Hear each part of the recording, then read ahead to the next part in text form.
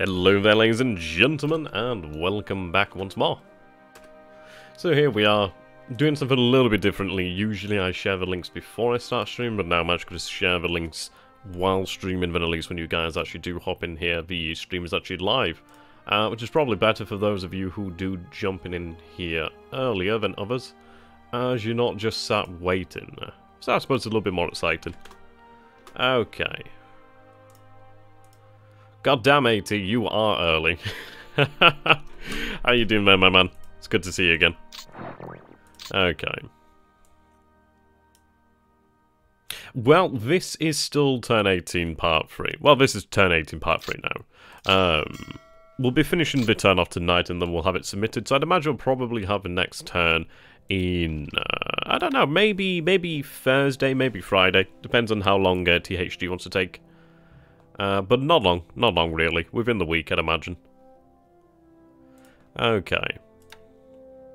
So first and foremost, we have discussed our moves over this way. I'm quite happy with it. I feel that we do have something that is actually very workable over here in the Pacific. And ultimately does have some good odds for success. I think we genuinely do have something like that. Now, I've been considering actually our forces here at Tarawa. And if you guys remember how I was saying last night, for example, those of you who have watched the last stream, so Turn 18 Part 2, I did discuss that the most dangerous thing that we could actually do for THG is actually to give him partial truce. Basically, something that is credible in terms of believability. So we are considering here that, of course, let's bring up the drawing tool, make it a lot easier. Plus, I really love drawing. You know, I actually approached this company, and like I said, would you mind, like, give me free access, well, give me an actual full version of it, then obviously I'll, like, point people towards the website, never got a message back, and it's like, okay, that's some, like, amazing marketing for you, just, alright, sure. But anyway, so we currently have the 144th Regiment, which is, let's draw the 144th in this sort of snazzy colour. Use a smaller pen. Okay, so the 144th is currently around here somewhere. Now their plan is going to be to more than likely hit Tulagi, which I'd imagine it's probably these islands, or it may even be over here. And then they're going to come down here to Noumea, at least the other parts, the main body. So make that a little bit more... yeah, that looks like ass. But in theory, we'll have a 144th Regiment actually sent to secure Noumea and to secure, New Caledonia in totality, as well as Tulagi and possibly Luganville as well. They could be handy bases to actually build up. Now, what I'd like to do as well is, of course, Kiributai is going to be heading out something like this. Something in that sort of region. So I'll have them halfway between Noumea and Fiji, but outside the range of Auckland, basically New Zealand. So that's what we want to do. We actually want to stay outside the range. Now let's just draw a little key. So this is super awkward writing it, but hey. I'm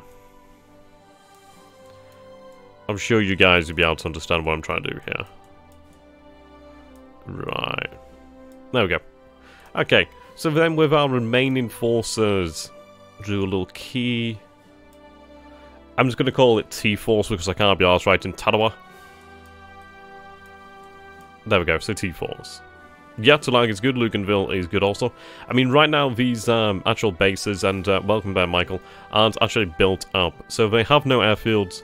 I believe they might have size 1 port or something approximating that, but they're not built up yet. So, the thing is, we don't have to worry too much in the way about actual aircraft presence other than float planes, so nothing too particularly bad. But what I've been considering here is, as part of our, I suppose, deception offensive, is, right, so we have our forces over here at Tarawa. I'm going to assume this is Tarawa over here. Now, currently, these men are resting for the most part. We do have a detachment that is going to be heading towards Baker Island to secure Baker Island. Now, granted that may take about 2 to 3 days to actually secure Baker Island in totality.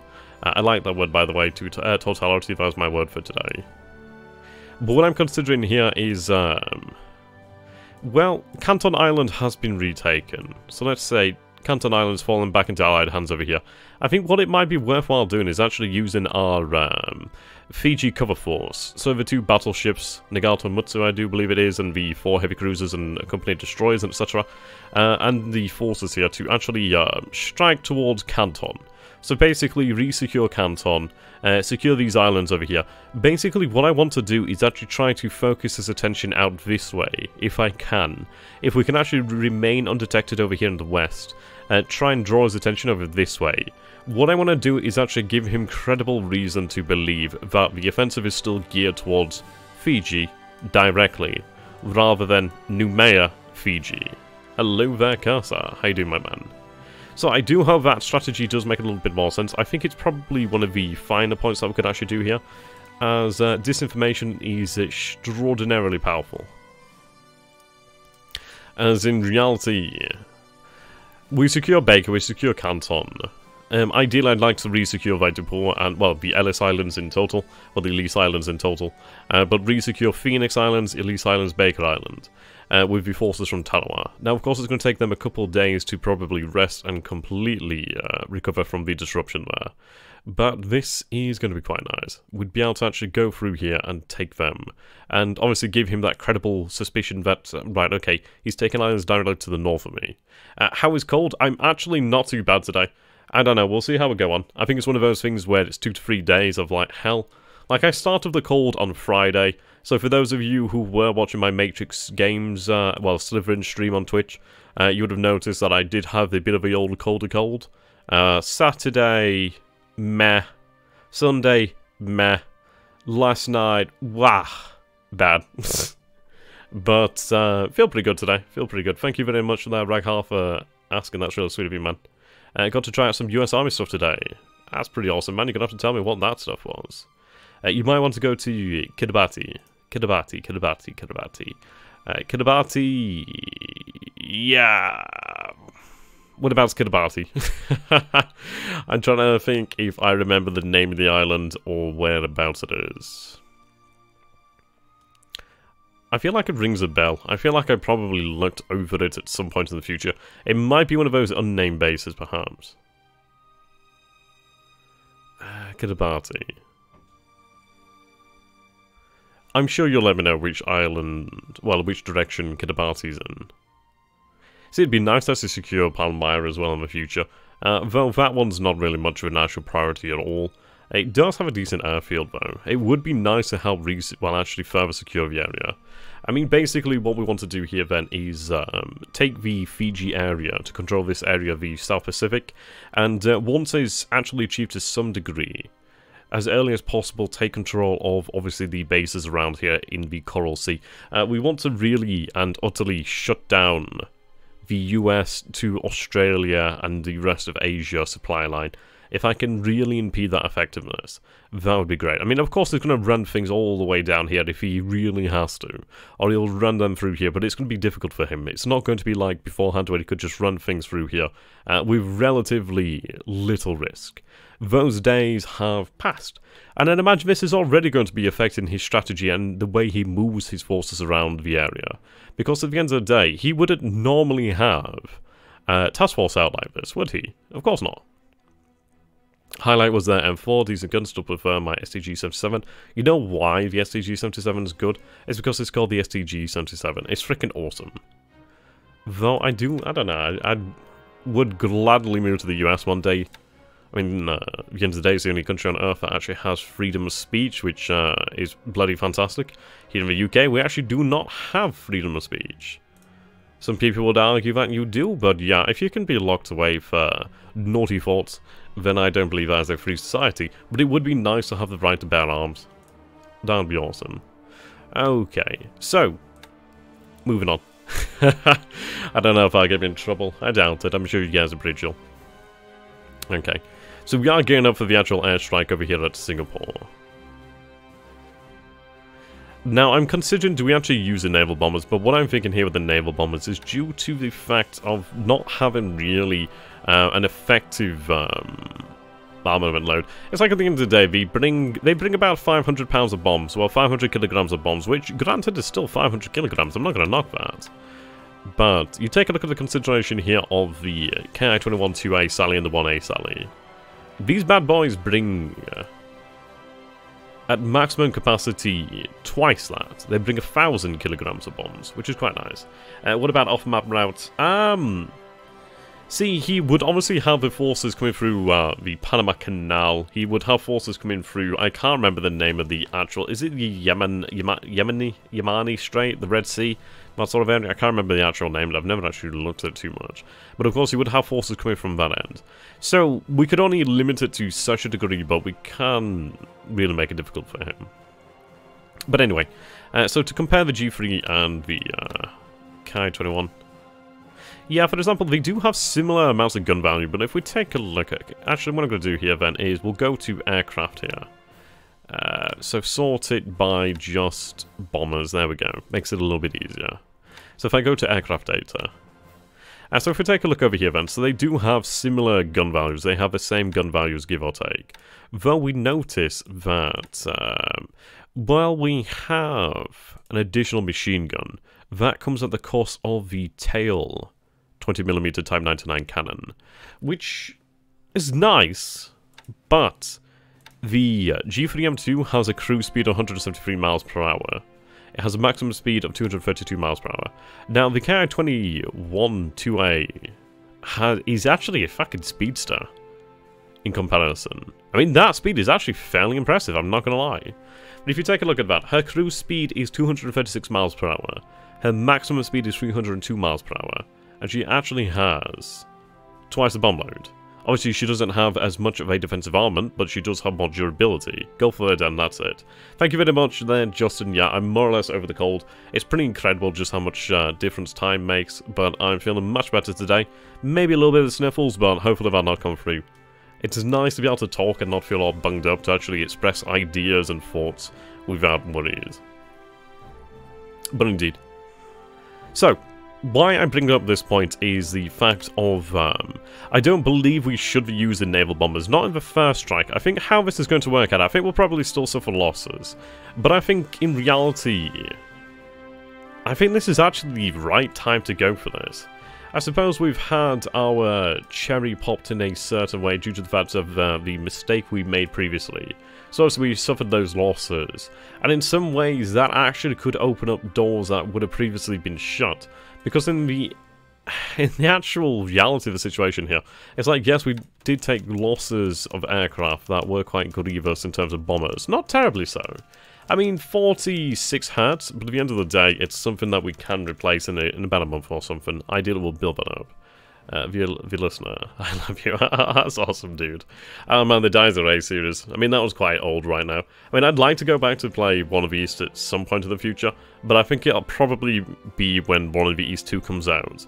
But I mean, if you just get into the actual stream here, yeah, I'd love to show you Get a Grigsby's War in the Pacific Admirals Edition. Absolutely incredible game. Now, this is something I always like to do to actually show off the scale to the game of somebody, is like, this yellow box here is my monitor 1920 by 1080 resolution. Now, that is the entire map. Yes, this is 2 phases, so each turn is 2 phases. So you have the first 12 hour, and then the second 12 hour. But no, I mean, this is another thing as well to actually get, to explain to people as well, is the fact that it's now the 25th of December 1941. We play this 1 day at a time. 1 day. 2 12-hour periods. So, in reality, we are going to be playing this game for a year, 2 years, 3 years, 4 years, 5 years, potentially. Until the game is done, we will play. So, it's an incredible commitment, to be fair. In some ways, I do wish that we'd been able to organise things to actually begin on the historical date. But then again, that would have been a lot of waiting around. But maybe in the future we'll try and do something like that. Could be interesting. 1,000 kilograms of bombs. Yeah, what are we going to do with all those bad movies? I like that one. But indeed. So, something I'm thinking about the actual naval bombers here is considering the fact that right now, over KYJ, we have currently 27 G3M2s. In track, we currently have 34 G3M2s, obviously 2 there. Are these 2 in maintenance or reserve? These 2 were just damaged, actually, so they are being repaired. Yeah, another day and they'll be ready. I do need to put in some actual rest there. It seems that we are... It's going to put in some enforced rest here. I'll put in about 10%. It would be nice to have at least some of the planes actually rest, just in case. Okay, what I'm going to do here then is tone down the amount of search and just have a little bit of rest in there. Granted, they are told to rest if there's no mission. So actually, we'll leave it at just 30%. I suppose that's not required, is it, if they're on rest? Yeah, that's not required then. Okay. So yeah, we do have a fair number of bombers here. What I'd like to do is actually base a squadron at Bab el-Dawab. So Bab el-Dawab, and then I'd like to base maybe other squadrons. Now, the squadrons I'd love to have would be down here at Noumea. If we could actually base a squadron at Noumea, and then potentially one somewhere in the middle ground, that'd be fantastic, like Suva or something. Which is why having these base forces will be fantastic. When will you get the Ki-49? Is the Ki-49 the Helen? I think it is the Helen, isn't it? Let's take a look at our industry. I mean, R&D is not really kickstarted yet, and it's been slow due to the fact that I did have a deficit of supply here, but it will get going soon enough. It's going to take some time. I mean, of course, how R&D works is, for example, let's say, for example, here at Kirby, we have 30 R&D facilities. Now, how R&D works in the game is basically, there's a chance each and every turn, basically, where you'll have a facility repair. Now, the more facilities you have, the greater the chance that another facility will repair. So it's actually quite an interesting way to explain R&D, basically that more progress, well, actually creates progress, like momentum builds in a way, towards actually finishing the goal. So, the 863 over here, we are building that momentum. Like, we're currently at 4 over here, but that'll build and build and build and build. We're expecting this currently in 1942. So the goal of R&D is not that you unlock completely new models. You have all these models, and all these models will be unlocked throughout the game, I do believe.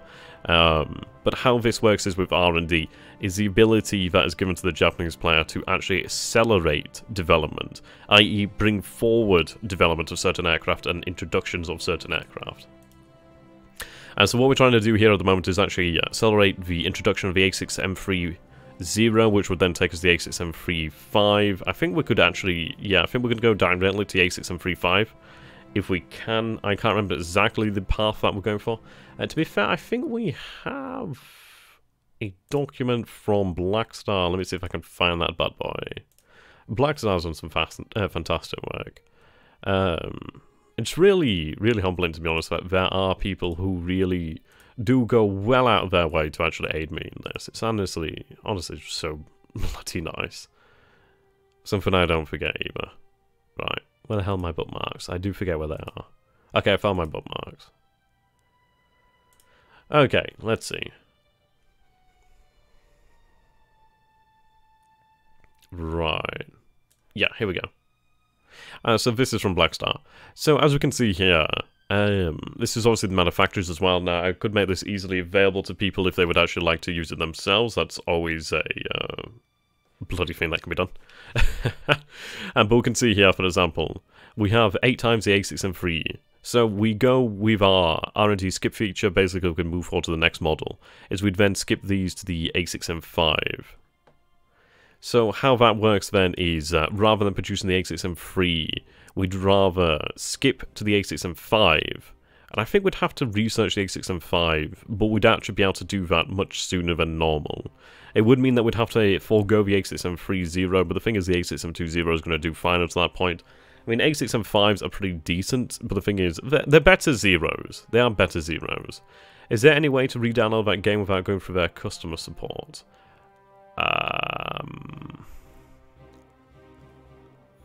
As in you, like, lost your key, or... If you go on to Matrix Games and, yeah,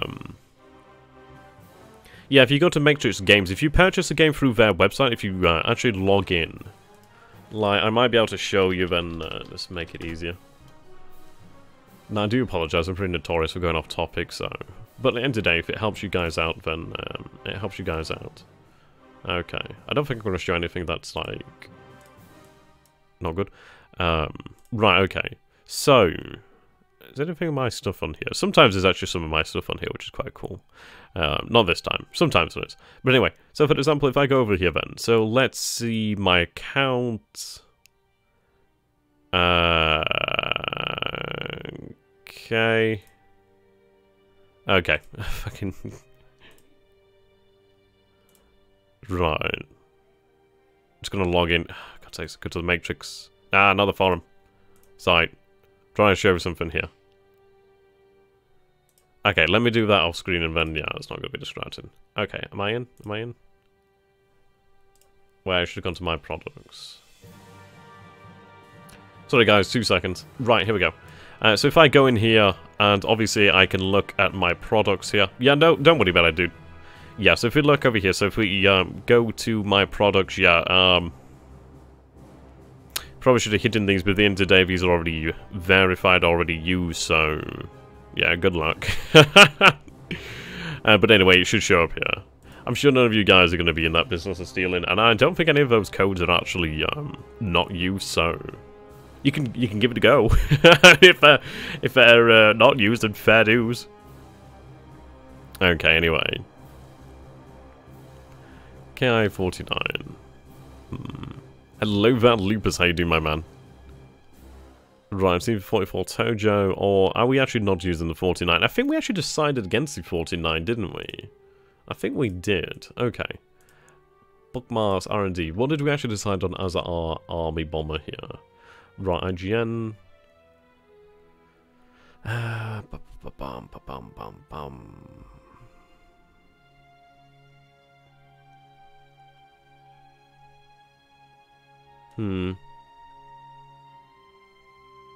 Okay, I'm not seeing army here at the moment. I might be blind. IGA. Ah, right, okay, so we're going for the the KI-64. Right, okay. What we're going to do then is we're going to go into the actual... To be fair, I can go in here, can't I, into the actual database. We'll go to Japanese aircraft. So we're going for the KI-64. I'm just going to show off that actual aircraft. Just find it here pretty quickly, and then we'll obviously carry on with things. Okay, I think she meant either the 67. I think it's the KI-67 shell she meant. Yeah, that would be correct. So this handsome son of a bitch is the KI-67-1A. Now, this variant is equipped with either torpedoes or bombers, well, or bombs, which, it's not a huge amount. Yeah, the KI-49 has more armor than some of the Japanese tanks. Jesus Christ, that's incredible. Yeah, so for example, this bad boy, of course, has a limited bomb load, but the fact is they can carry torpedoes. So this is an army bomb that has a mixed capability. So I can definitely see why we'd actually use these bad boys. They do have a decent speed as well. They come with armor, pretty durable. Yeah, pretty nice. Okay. Now then.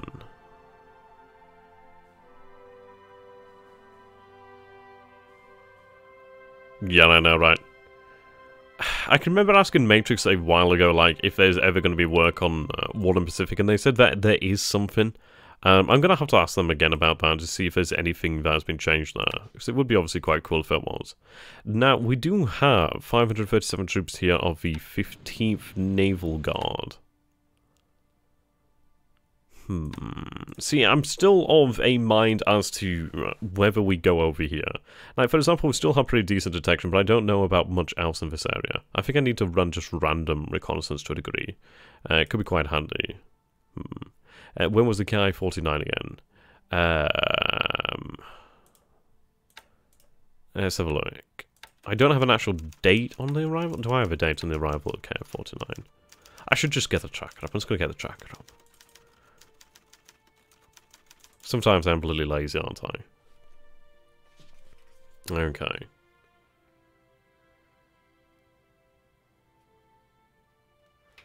Right, let's wait for that bad boy to load. Let's go have a drink of coffee in the meantime.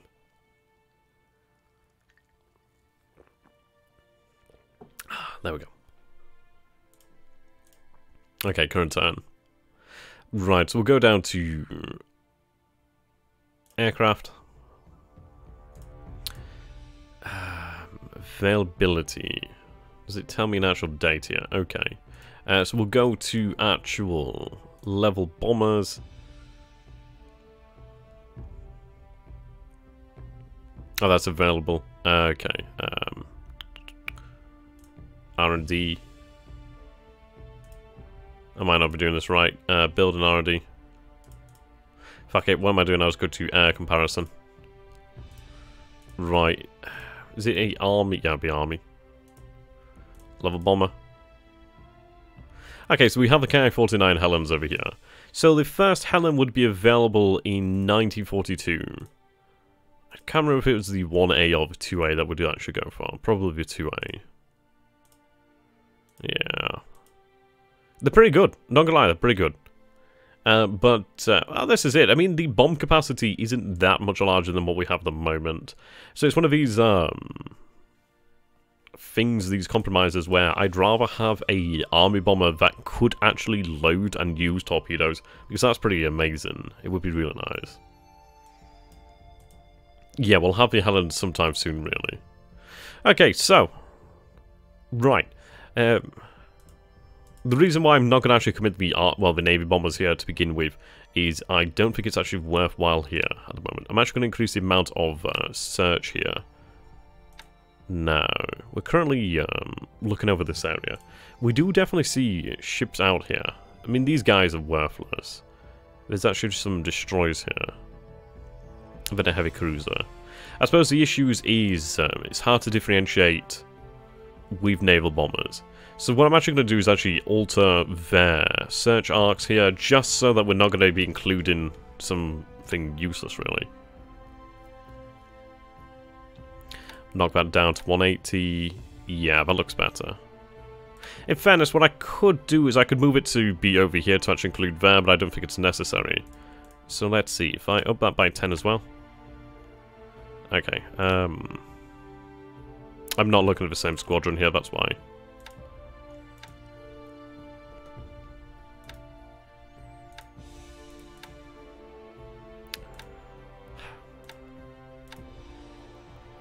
Right. There we go. So that's probably the most I can manage that. So I think what we could do here then is potentially we use. I mean, this is it. I could use this. So that is 170, 180. What we'll do then is we'll have 160, 170, I think. So if I take a look at that, yeah. So we are covering that area. So that's one squadron here, one squadron here. So that's a lot of search capabilities in this one area. I might actually stick with that because of the fact that we do have a lot of submarines in this area here. Now, let's see. I'm actually going to alter the movement of these submarines, I think. Right.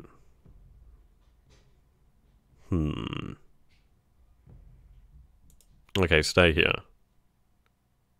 Oh, you got the download. Fantastic, man. That's awesome. I'm really glad you did. Make sure you head over into the Discord as well and download the actual mods. That'd be really cool too. Keep you nice and up to date. Yeah, you're going to make sure you get that ship before you deploy, man.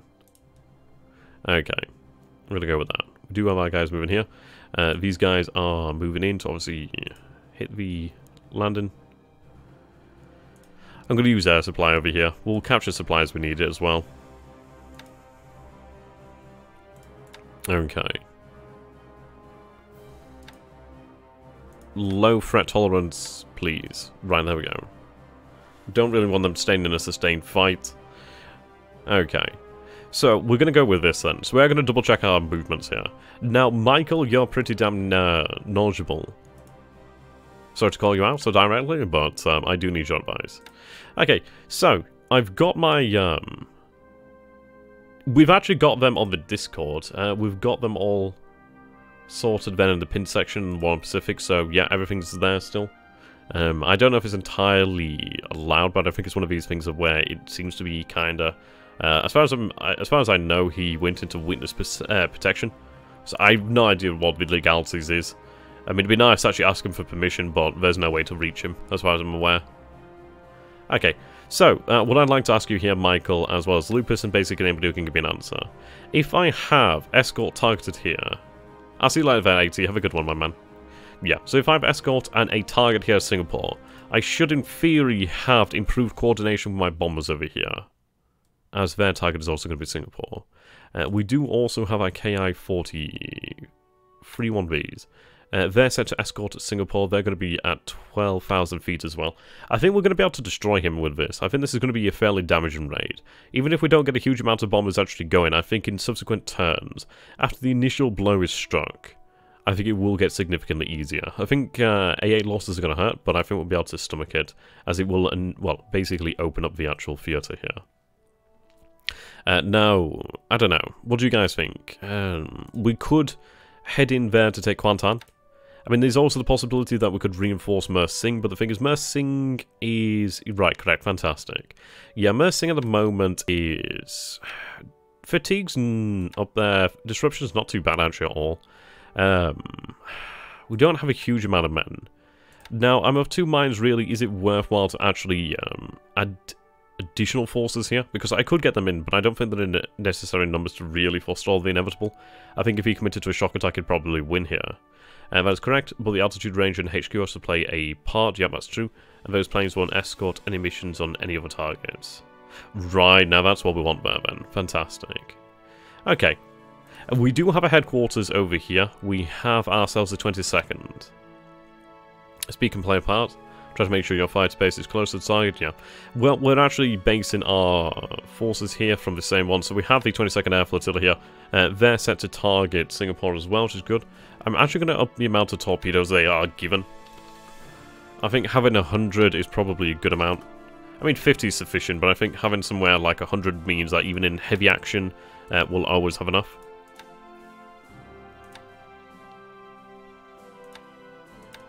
Okay. There we go. I love the fact that it uses supply as well. I like that. Okay. To be 100% sure they coordinate as much as they can, they need to fly in the same altitude as the bombers, plus their headquarters should be in the same hex or hex adjacent. Yep, we have that. I mean, we are going to be running the KI-43 1Bs then as the principal escort then, I suppose. We will have the A6M2s to run additional escort as well. I mean, what do you guys think? Do we run the Zeros at 12,000 feet then to ensure they actually link up with the bombers? Though that does mean that we sacrifice the ability to dive upon the enemy. We would be fairly low as well, so I don't know if it would be worthwhile having Zero so low. I think it really does... I mean, of course, they're still more maneuverable. I think it just throws away their main asset. A lot of his fighters should be damaged. Let's hope the bombers get through undamaged, ideally. Keep him invested in Mer Sing to bind his forces so we cannot use them elsewhere. Yeah, I mean, this is it, Martin. It's like... I don't know, I just think 500 men is not enough to really ensure the payoff there. Because, to be honest, this has gone on far longer than I would have ever thought, to be honest. Air headquarters needs to be in the same theatre as the squadrons, yep, which we have. We have one over here at Kutupuru. I'm really going to be mindful of having air headquarters deployed elsewhere as well, especially as well as actual headquarters as well. Using them with the actual troops as well. I think we do need to have the headquarters over here. So let's say, for example, we actually choose a headquarters. We have it travel with our main force here. Yes, but escorts are there to eat interceptors and kill them off bombers, yeah. I think we'll have the KI-43 1Bs run at 12,000 feet as well, due to the fact that Oscars are more maneuverable down lower anyway. They're not really much of a dive fighter. They're quite turn. Yeah, that's definitely true. High defense of the fighters can help ensure the escorts survive. Yeah. Okay, so we have a North China area. We need an actual army headquarters, and then we'll have it actually run with the actual forces here. Sometimes the fighters can get through the escort screen and engage the bombers, yeah, that'd be hell. But we'll have the KI-43s run escort at the same altitude, and we'll have a squadron of A6M2s run escort at 20,000 feet, so 8,000 feet above them. And then we'll have the other squadron of Zeros run sweep over Singapore then to try and annihilate any combat patrol. Hello there, Black Star. How you doing, my friend? Okay. So let's actually find a headquarters around here that I can actually use for the ground forces. I don't know if we'd gain much in the way of benefit from having something like that, but I think it's something worth exploring. Right. 3rd Army, 5th Army, Kwantung Army. Majority is 3rd Army. I don't know if it'd be worthwhile as much for the actual headquarter units to go with the ground forces. Possibly so. Yeah, we do have a command radius.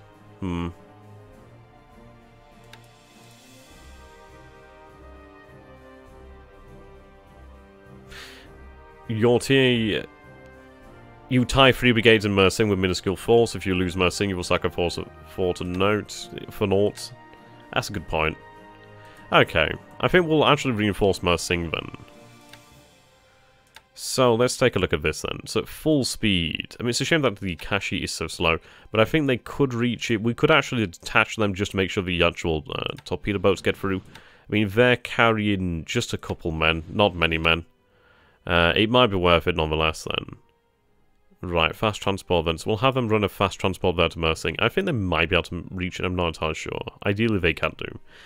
So we'll run a fast transport then with just a couple extra men. It's not a lot of extra men. A tiny, minuscule amount of supply as well. Then we'll have them... retirement as allowed. Yeah, home port is Kotobaru. So set to normal threat tolerance. Okay, we'll run that. Ideally they make it. But if, as you say, it does actually stop him from winning here for an additional turn, that would be worthwhile. We do have the amount of support we need. We just obviously need additional men here, really. We could win the Battle of Mersing. I really do think we could if we actually hold on here. I mean, this is actually tied up 20,000 men, which is actually rather an intriguing move there. I mean, what I want to do is actually get down here as soon as possible. So let's see if we can actually destroy his forces over here on the ground at Singapore, in terms of air forces. It would allow me to be bolder and moving forces navally. I could actually then risk sending in amphibious forces and moving in a little bit sooner. We'll see. Okay. So we're going to go with a bombardment over here, I think, just to establish the... Well, then again, defend... We'll go with bombardment then, just to see what the actual ability of his forces are here at the moment. We might take a couple casualties, but nothing too bad. Okay. Right. Divide this unit. So I'm going to have you just run reconnaissance random, ideally.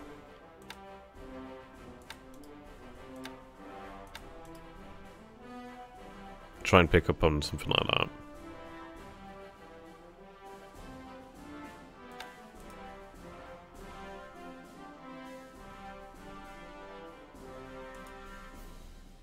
Right, we have the Royal Thai Army divisions moving down, that's good news. Okay.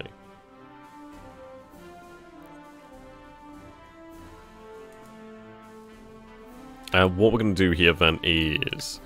We'll have them... move 1 hex over here then. So let's see.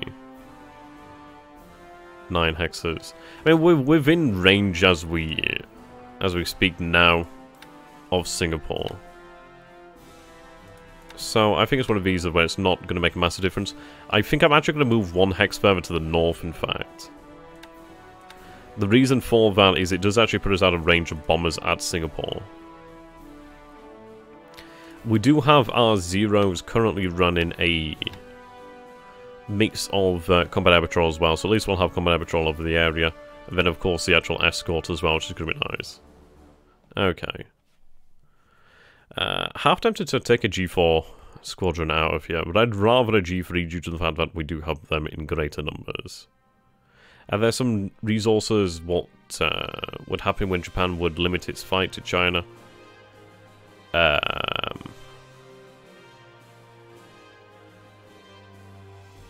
Are resources in books? Honestly, I'm not entirely sure, really. I suppose that would be the alternate history route. Okay.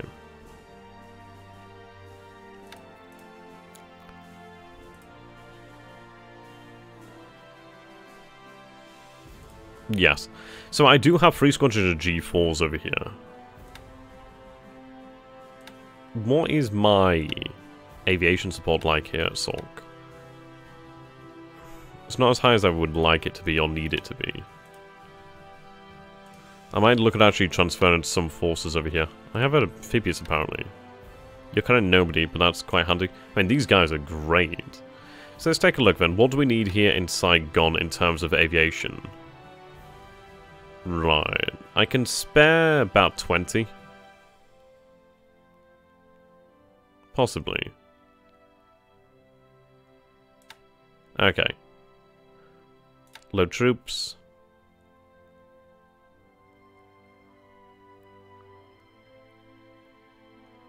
I'll take the 4th. Load troops only, verify. Okay. There we go. So when they're ready, we'll actually have them head into Sork. Now the question comes to... Let's see.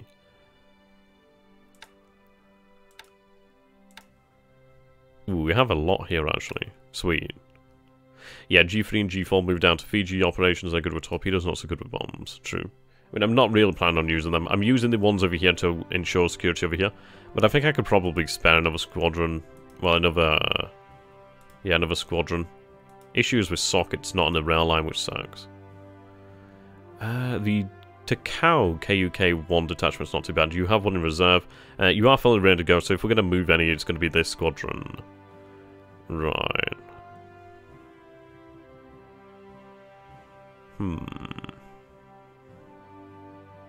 Yeah, I think we're going to move this squadron. I think it would be worthwhile. Question is, where do we move it then? True. Let's see, what's our maximum distance here?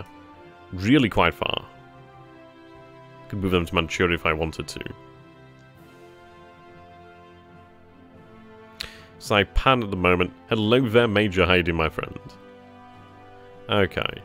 So where do you guys think that we should move the G4 squadron to? I'm kind of thinking towards Saipan to begin with, due to the fact that we have a great amount of support there, so obviously the bombers that were damaged on the way could be repaired.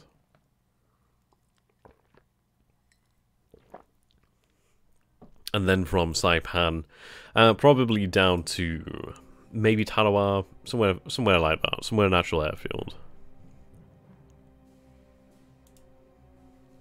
I think it's one of those really where we need to make the decision as to where they go. Obviously I could move them to Cotobrue. Okay.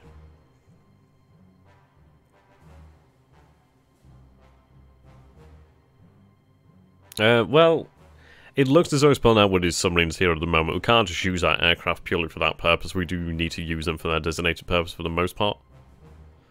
Right.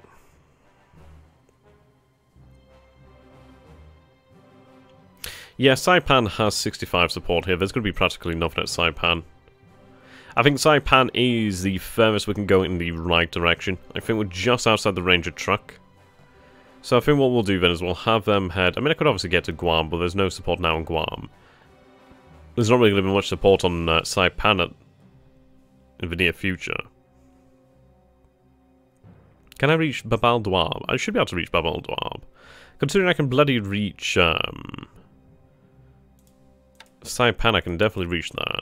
Okay, let's take a look. How much do you want to risk those bombers? Super lots. Yeah, we can definitely reach it. What do we have here then in terms of aviation support? 64. That's awesome. Yeah, Babal Dwab. Definitely. Say F it and hit the airfield. Yeah, so we'll have them based over here, which is actually really good because then... do I actually have a air headquarters here? I don't think so. But it would actually help to ensure security over here as well. Already a Japanese base there, and it's easy to reach elsewhere, definitely. Yep, okay, we'll go there. I mean, that actual support is always great. It definitely would be fantastic, as it does help to ensure our security out that way. I mean, to be honest, with the G4 and the other two G3 squadrons, it really has a great impact on how much our flanks are protected there and how much security we actually have. Okay. There we go. 2 of them damaged, but yeah, the entire squadron makes it. 1 of them be ready in a day, the other one 3 days. Not much damage received on the flight over. Fantastic. Right, now they should actually be able to recover pretty quickly as well, due to the fact that we do have additional aviation support. I'm also not going to need as much over here at Saigon anymore. So if we take a look, Saigon required is now 107. Maybe it'll update soon. But if I take a look, yeah, that's better. Awesome. Right, sweet. Let's see. So, currently you're assigned to the 3rd Air Division. Let's take a look at what we have then in terms of air headquarters. I think the next nearest one would be over here at KYJ, which would be the 24th Air Flotilla. Unless... I mean, of course we do have other ones, but...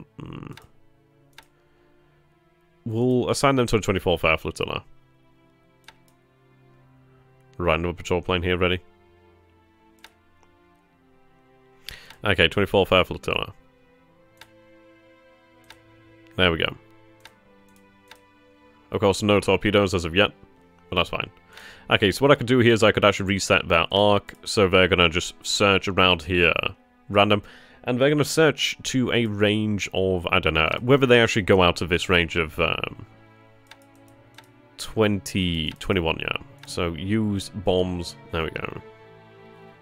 I mean, what do they carry? They still carry 2 250 kilogram bombs, so it's not the most dangerous weapon against a ship, but it would be damaging against, like, as you can imagine, shipping. It's more so their ability to actually run reconnaissance I need.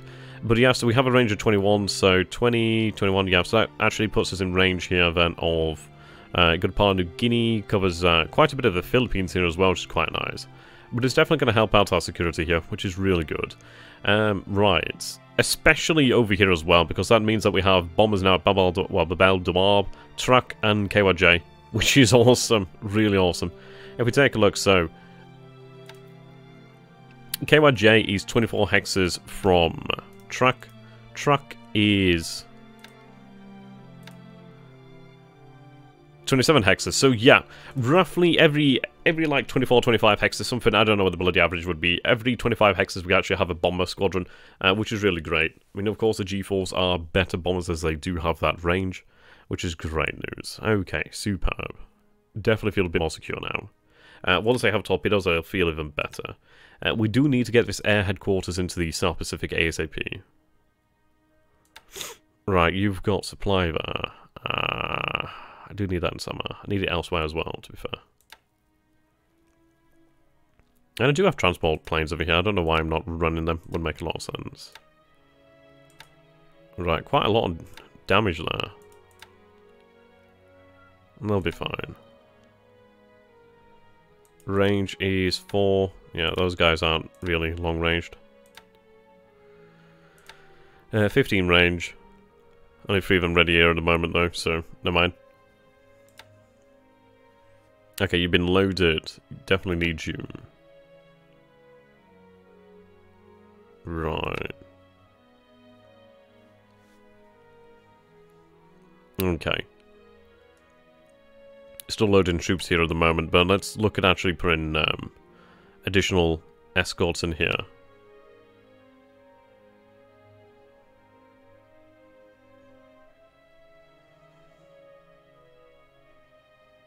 Okay, well we've got an additional destroyer in here, so that's worthwhile.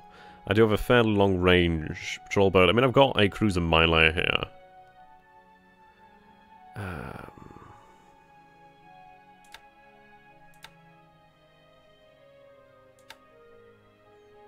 Yeah, that's just AA. I remember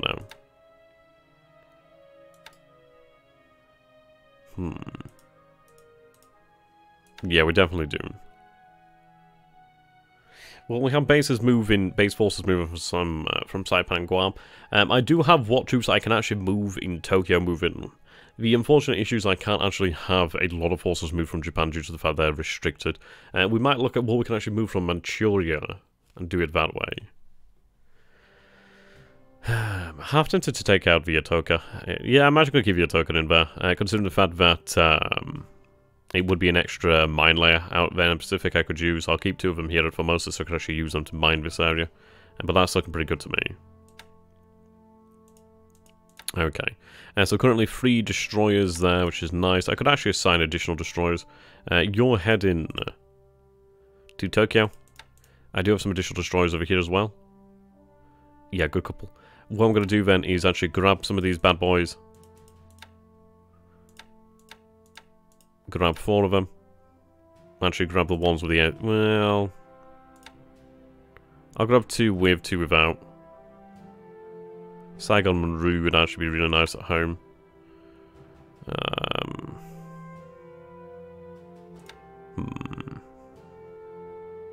We'll take her later.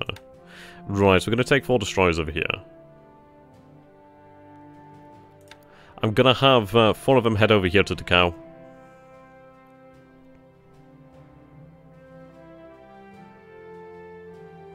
You need help? Sure. How can I help there, Major?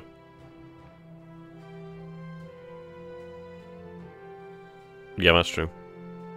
Right, I'll just replenish here at sea, grab some fuel there. Sure, if I can help, man, I'd love to. Let's take a look at when our next units arrive. And so group withdrawal, no. Group reinforcement. Also a handy thing to have there.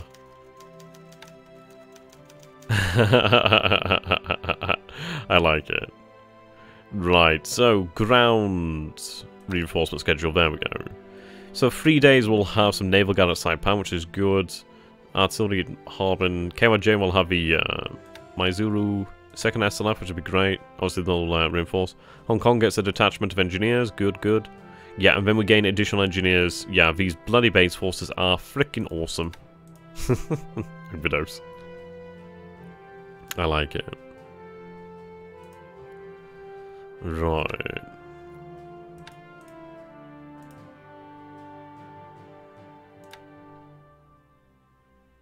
Okay. So you're still unpacking, you're going to obviously rest. You're resting now. You're resting. Okay, these engineers, while they are here, I need them on combat mode so that they're actually going to be useful. There we go. I like it. Right. What do I actually have here then in terms of engineers on Tarawa? So 4 engineers right now. So yes, we absolutely need to build up the airfield ASAP. If I can build an airfield at Tarawa, I'd be super happy. I need to see what I can actually do here to move some additional forces. And those base forces arrive on some pretty worthless islands. Definitely. Wake and Marcus deserve 2 of the smaller ones. Yeah, I could argue that. I mean, Wake would be nice to actually have a base force out here, as it would help to ensure security. I mean, I think Midway would be far too risky. It's very difficult to actually really keep that. And it's actually slightly closer than... well, elsewhere, but... right, the Osaka Maru. Now, the Osaka Maru is actually freaking fantastic. Could you actually hold any additional troops? Could you actually carry troops still? I'd imagine you should be able to carry troops still. Interesting. Could you? Because you can actually do me a massive favour here. Right, what I'm going to do here, I'm going to take the Yokohama Maru. So, form new task force, cargo. Yokohama Maru, there we go. Yeah, definitely need supplies. We do have a good amount of supplies here at the moment, so what I'm going to do is actually...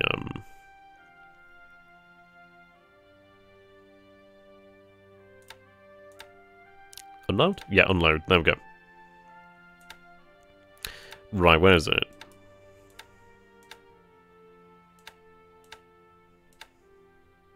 Right, you're moving south as well, that's what I need. Right, Osaka Maru. Here we are. As one of the other with cargo ships. Ah, that's a shame. Yeah, overstacking as well, we need to watch out. Overstacking in terms of supply or overstacking in terms of actual aircraft and the airfields. Which is why I really want to get the amount up there. Well, what I think I might do here then is, let's take a look. So, I need to grab some of these other Air Force engineering units, like over here. We're only currently using them to actually service our float planes, which is obviously not really necessary.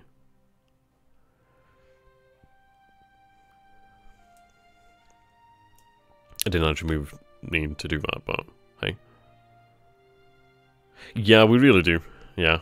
I regret not doing that. We need to really get into that habit. Right.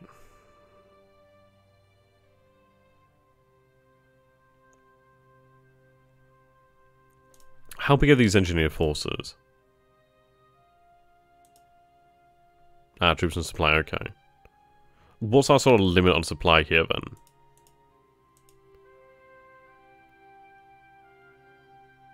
then? Pretty much ensures that they blow up when allied units breathe near them. I like it. Okay, so currently have the AV, which is going to be moving out here shortly. So in reality, actually, yeah, well, of course, I do have an air headquarters, so there's not much I can do there about that. I'm currently not expanding anything here. I think I do need to expand the port here at KYJ. So begin to expand the port, begin to expand the airfield as well. It's going to take super long due to the fact that we are taking basically all the engineers. There's no engineers here, but fine. Let them do that. I do actually have 20k here, so can I upgrade? No, obviously we need a higher level airbase. What we're going to do then is I'm going to take the Asaka Maru. She's going to head over here. Yeah, she's going to head over there. Supply depends on the base. Right, okay. 53k. Well, that's quite a lot. Awesome. Right, so what we're going to do then is when we head over here, we're actually going to pick up the 24th engineering unit. Which is actually a fair size. Troop load cost 1,125. I actually think that's the bloody same...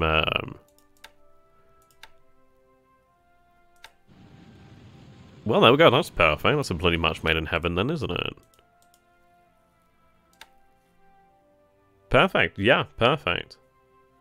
So we'll have them pick up the engineering units. And these AMCs actually really do go really nice. Over limit on troops, you eat way multiply. Okay. Right. So we'll actually use our AMCs then to move these engineer units over here to Tarawa. If I can build up Tarawa to have an airfield, that'd be great. What we want to do is we want to be something like Locust, but in reverse. Rather than taking everything away from an area, we actually build everything up in an area in a short time. So ideally we build up the airfield at Tarawa. From there we build up airfields. I mean, Funafuti could be quite nice just to have something in between. I think we just need to have a few areas with actual bases. Of course we'll actually try to swoop in here to score Tulagi and Luganville as well, which should be easy enough if we can do. I think things are going to work out. I think things are going to be great actually. In for example, I do have the forces over here at Nauru Island, sorry, that could be used as well. We just obviously need to make sure that the majority of our forces here are rested, but these bad boys are training still on actually different different areas entirely. We'll have them train for souvenirs. That's going to be the ultimate goal here.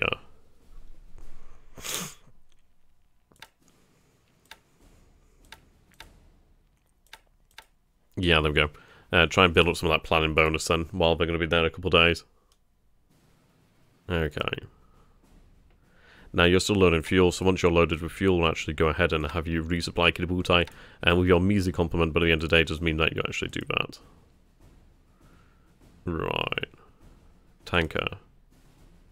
You're loading fuel. We have replenishment over here, you're loading fuel, and then we have another one at Beveldoir. So I do feel a lot better that we do have another squadron out here now. It does mean that we actually have that additional security over our tankers. Okay. So I've taken my naval coverage over here. I don't think that's a bad idea for the time being. I think we'll just make do over here. I currently have 2 looking that way, which is fine, considering that we are seeing ships out here, so that's fine. Though, it does make me wonder. Let's see.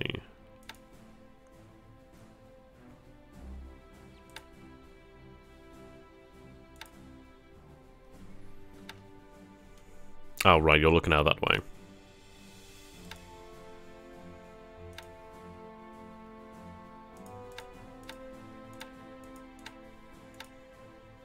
There we go.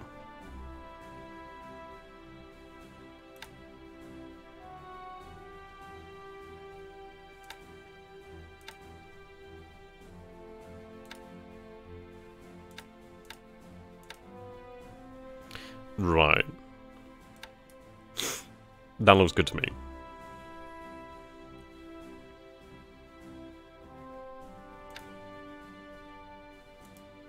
Yeah, they do have an escort.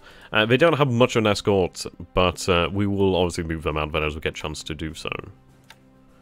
Right, so you're currently moving there. What I'm going to do is actually have them both run the same there. So G3M2s run coverage there.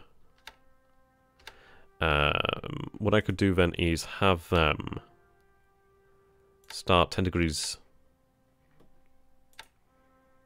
Like so. There we go, G3s. Vertigo goes back to our issues over here. Okay, I guess we'll just have to make do with that one, I suppose. True, true. Okay.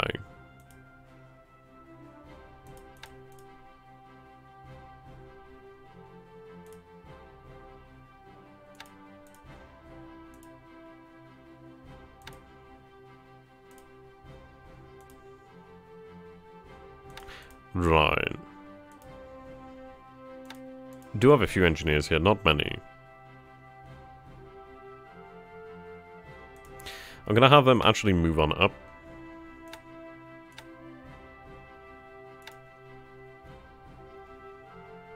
I'm gonna have them, Question is, where do we move them?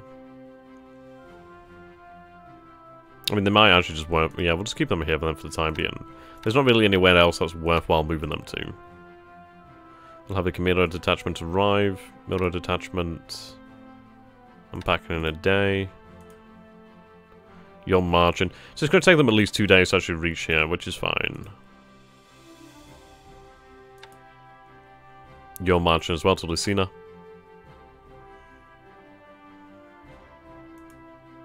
Yeah, then we'll have you march on Malban. Okay.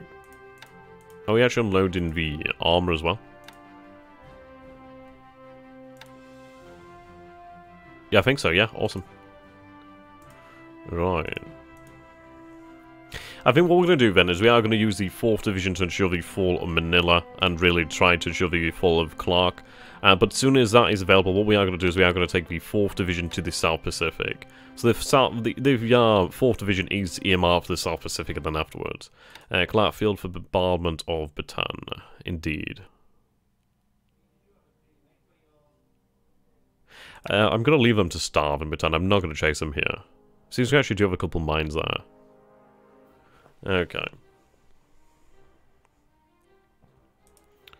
I do have a couple of forces over here, such as the Sendai as well. Some actual...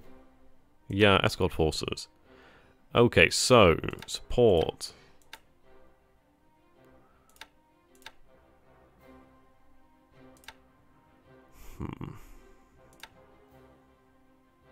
See, these auxiliary repairs are super rare. Well, super handy.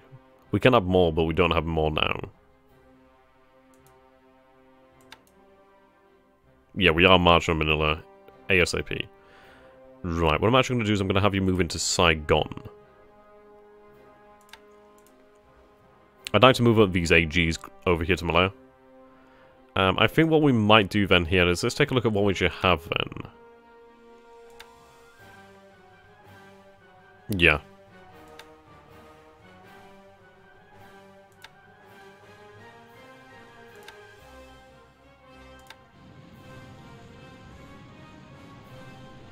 Right, there's no actual fires here. The flooding's still bad.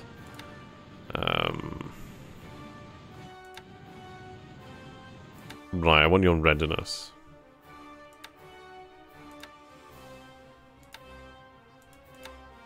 I think she's probably going to take a couple days now to be readied.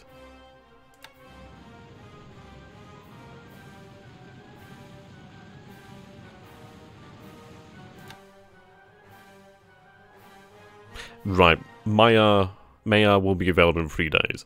So in 3 days we'll move Maya from here then to Saigon, where she can actually undergo some repairs. I do have 2 subs over here. They've actually rearmed. Well, repaired and rearmed.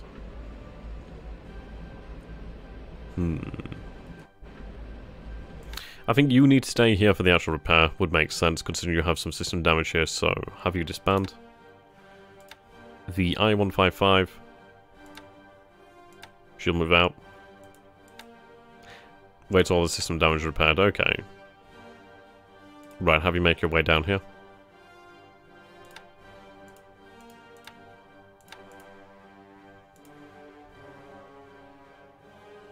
Let's take a look. Sazuya. Yeah, she'll be ready soon enough, actually. She's currently stood down. I don't mind waiting until that system damage, sorry, is done.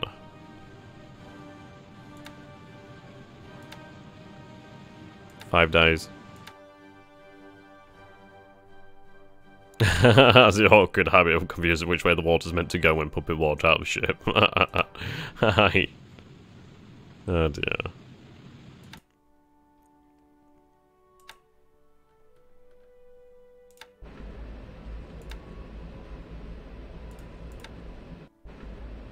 Yeah, only a couple days here.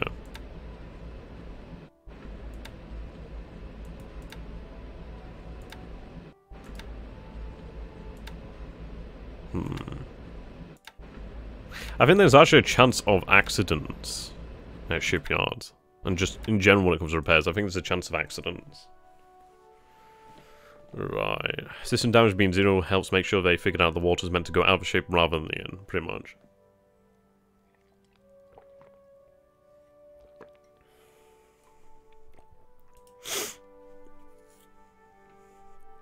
Okay, you're training here. But there's no actual aviation support, so it's not worth it being here. I'll actually have them move to Bangkok for the time being. As a general rule, keep ships on pier side until all minor or system damage is gone, then into shipyard. Ah. Okay, fair enough. I suppose so, as obviously they're going to actually focus on the system damage rather than the major damage to begin with. Okay, that's something to bear in mind in the future.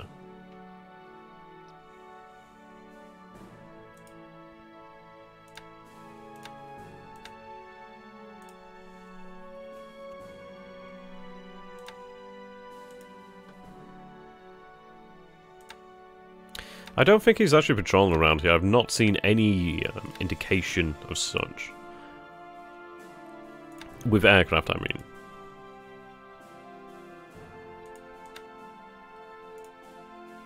Pretty much every ship has a tiny percentage chance of sinking. Collisions are pretty common. Had a few ships disappear due to unknown hazards. Disappear? Wow.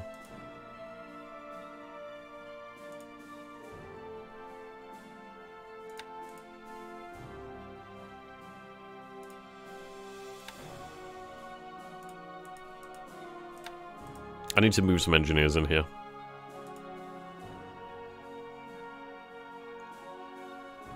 And run into an uncharted rock. Jesus. An uncharted rock.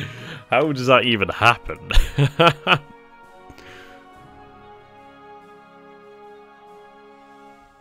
Okay. I mean, overall, I do feel fairly confident. I think had we not taken the losses accidentally to the bombers, I think we'd actually been in an amazing position. And we are in an amazing position right now. We have things going well for us, as you can imagine in 4-1. But we really are deciding the tempo of the campaign here. He's scored some victories. He's obviously taken Haruna for me, which does hurt. Still hurts. Heart Maruna, but we are dictating the actual pace of the campaign here. I mean, this is obviously going to really accelerate things. I mean, each warship that we do destroy with the Allies, or each actual transport we destroy earlier, really does hurt him. It really does inhibit him, which is really nice. Okay. We'll go ahead and look through China, but I think for the most part, the order is, well, the turn is more or less done. It's just going over a few things here. Now, we haven't seen air activity over here for a while, and it looks like these fighters over here are probably the ones that couldn't make it. Perhaps that was an aircraft carrier called Rock. I like it. Okay, I'm half tempted to bomb him at Changsha. Ah, you son of a bitch. Okay.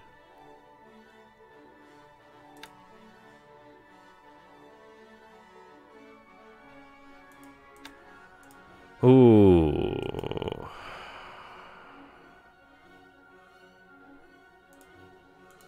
Son of a bitch. Okay. There's nothing else we can do here. We have to sally forth with men ASAP. We cannot allow our forces to be actually cut off like that. He's actually been a smart bastard. Okay, we need to do something. We're actually going to tell some of our reconnaissance here then to actually take a look at that. I need to understand what we are dealing with here. Smart bastard. I like it. I really bloody do. Okay.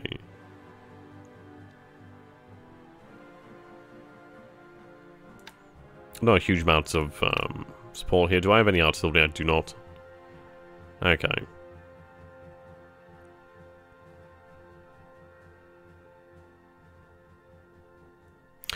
I may have the 20th actually move out with you.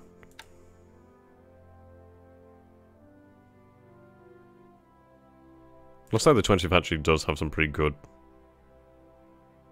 Yeah. Okay, we'll have them move as well.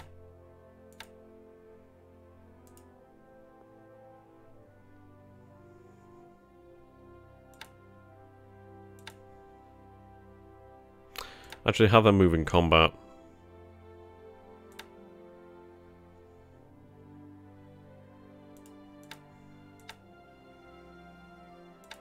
Actually, that's not going to help, is it? Because everybody else is in combat. Never mind.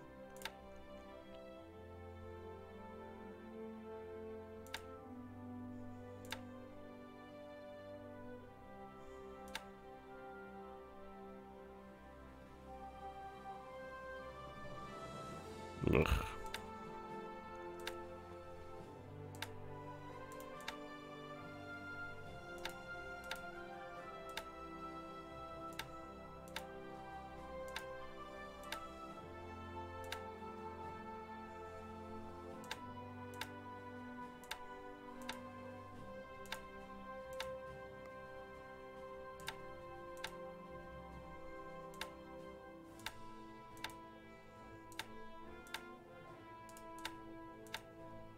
Okay, there we go.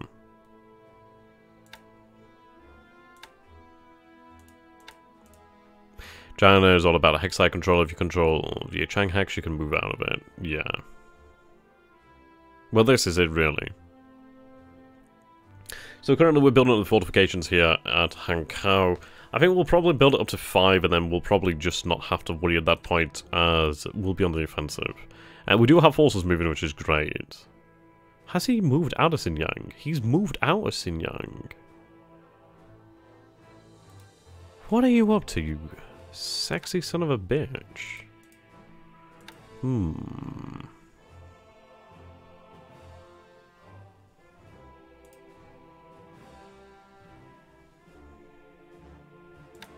Okay.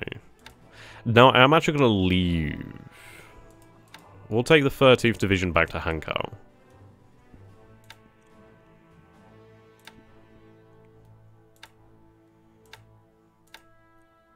Okay, so I'm going to move the 13th Division back to Hankow. We do have, well, we will have 3 divisions marching up from the south as well, so we'll have a division march on Xinjiang, as well as all these other forces. I think if he's making... yeah, actually just go with same operations mode. There we go. Yeah, if he's moving out of here, then I need to take advantage of that. He's obviously abandoning this because he doesn't believe it's worthwhile. I think what he might be trying to do is actually reinforce over here. I'm surprised he didn't actually wait here strategically and then redeploy over here to Changsha. That would have made things rather interesting. We need our forces to move. What we're going to do here is have, obviously, the vast majority of our forces. They are going to march to Kaifeng, and then they're going to march around down this road over here to Chengchao, obviously to the rear. We're not going to fight him over a river. We're going to avoid him. And that's how we're going to play this. Right, deliberate attack here. Hello there, Tikhonov. How you doing, my friend? I probably got your name wrong, that's ironic. Yeah, that's awesome. I think we're actually doing well, to be honest. I think initially we would have had more progress at this point now had I not had some, well, inclinations over house rules. I was looking to try and match things up with artillery, but I think it's going to become something of an impossibility. We'll have to match it up as we go, I think. Okay, these guys have arrived. Awesome.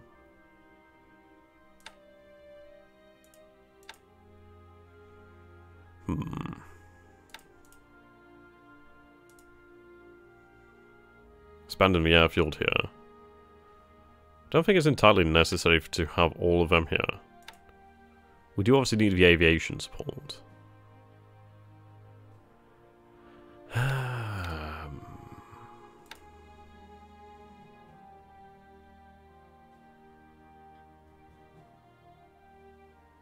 Okay, we'll build it up here to begin with. And then once Port Arthur's airfield's built up and we're no longer using it, we'll move then down here to Fusan to continue to build up the actual port.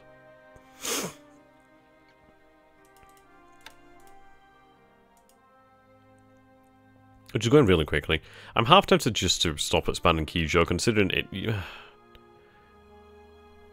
I don't know. I just don't think it's worthwhile. What do you guys think? Obviously, I haven't sent engineers here to expand it. I mean, Fusan's been expanded really rapidly. It can be even faster as well, because obviously I have these forces here, so we'll set them all to same operations mode. So obviously then they'll unpack, and then, yeah, this is a shitload of engineers here. Shitload. And you look at that, 402 engineers, 12 engineer vehicles, that's a shitload. I think how we're going to have to do things is we are going to have to sort of use our engineers in a sort of death stack, in a manner of speaking. Or I could even have these engineers actually transferred out to the Pacific, that'd be a good thing. But basically what we need to do is actually have them move around in a giant mothball, and then upgrade airfields or build fortifications.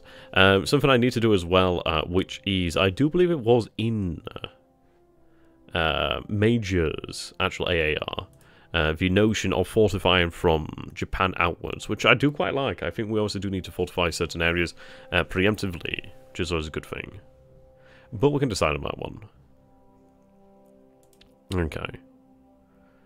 Right, oilers over here, they're loading fuel. Awesome. Right, loading.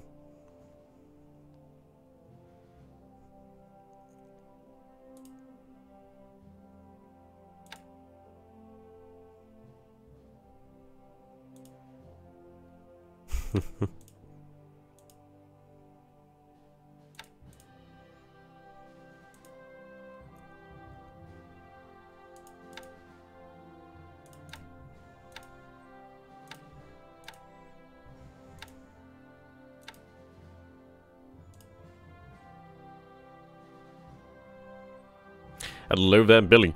I have watched your videos of one of the East and West and enjoyed them. Since this game, I've seen this game before, wondered about it, can't remember, is this game on Steam? No, this game is only available at the moment from Matrix Games itself, but honestly, I would say it is by far the most superior Gary Grigsby game. There's nothing else that really matches this in terms of just sheer complexity and just... And I know it sounds really, like, weird, but fun. This game is fun. And I say that in the terms of, like, Dwarf Fortress terminology, which is another game I actually... You know, it's weird, I actually know how to play Gary Grigsby's One of the Pacific better than I know how to play Dwarf Fortress.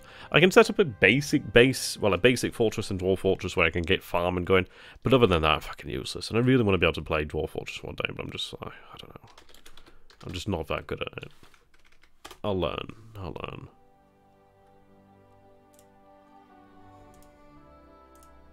Okay. Yep, here we go. So, you can find One of the Pacific here, Admiral's Edition. It was on sale at Christmas and into January for about £20 odd. It's now obviously back up to full price at £60.99, but absolutely worth it, in my opinion. Of course, you do have the ability to grab the map mods and the mods I'm using. As you can see, this is how vanilla looks. Yeah, vastly different to what we're doing now. Oh. See, I didn't do that bad. And I actually took it. Obviously, the Japanese took it, but you know what I mean. Yep, here we go. I'm just going to post the links here. There you go, my friend. Well, I suppose it's one of these things of... yeah, it does go on sale. It was recently on sale at Christmas. I might see if I can try and persuade them to do more sales. I can try and ask them about it. But yeah, I think what we need to do is consider fortifying. And if we fortify Japan first... At least that's the one where we have the most amount of supply available, and we can do a base at a time, and once it's done, it's done. Yeah. See, I'd love to play Gary Grigsby's War of Pacific War Plan Orange, the First World War variant of War of Pacific. Obviously, it's not as good as Admiral's Edition, or obviously updated as much as Admiral's Edition. And I'd love it if there was a Admiral's Edition, obviously set in, well, War Plan Orange. That'd be freaking awesome. I mean, Dreadnoughts in the Pacific is freaking awesome. Some really cool old history there. Yeah, see, I'd love to play either Reluctant Admiral or the Babes in the future. It's like, this is actually a vanilla War of Pacific. So I can't wait to play it. I might see if I can set up an alternate version. Yeah, I think I'll set up another version of the game and actually look at using, like, Reluctant Admiral or one of those other mods as well. Oh, that's awesome there, Billy. Yeah, the way to think about it is, this game here right now, obviously I'm playing this with THG, And we're playing, of course, a day at a time here, as you can imagine, in One Pacific. So this game is going to go on now. If we were to say to 1946, that's a... that's like 5 years. So what, 365 days a year? Obviously, if I was to play a single turn every single day of the year. So 365 times 5. So that's 1,825 days. So 1,825 days. Well, 1,825, so £60.99 divided by 1,825. Yeah, so in reality, you're only paying 0.0334 pence per day, which is really worthwhile. Yeah, multiple installs for mods is best. Yeah, I think I'll actually get a second version set up and play some Reluctant Admiral or something. That would be really awesome. I'd love to actually see what they're like. Might even do like a second play by email or something like that. It would obviously depend on the time, and this one would obviously be the main focus. Right, I've done a lot of talking and not much action here lately, but I suppose you guys are used to that. Right, we need to get these guys moving ASAP. Currently, they're en route to track. Now, if I move them at full speed, it makes no difference. Right. Mission speed. Okay. What I think we're going to do here, then, is actually send... Yeah, me too. I love a good detailed game. We need the base force. I'm half tempted to actually split that force. Obviously, we do have a ship that at 17 knots, which obviously would move significantly faster. I'm half tempted to have the base force sent over here initially to Tarawa. I need a base that's within at least... Well, I want to employ naval bombers. So if I look for 21 hectares... Yeah, so I can cover Funafuti from here, but I need something that can cover Fiji. The base is more detailed, is it? Wow. I'd like to take a look at that.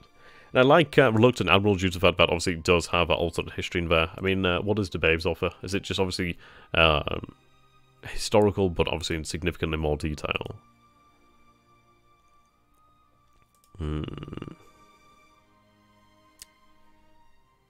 Okay.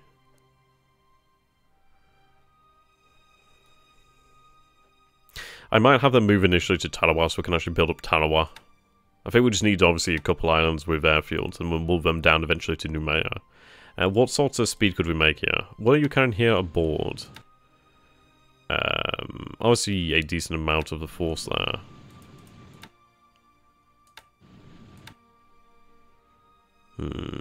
It's about the same, isn't it? Let's see, what's it... I suppose I want them to arrive together. There's not a major rush, so we'll just accept that. Do I have any patrol boats here I could actually send? I do have an AMC, but that's bloody worthless. I do need more patrol boats, that's a bloody definite. Can I convert some of these? I could.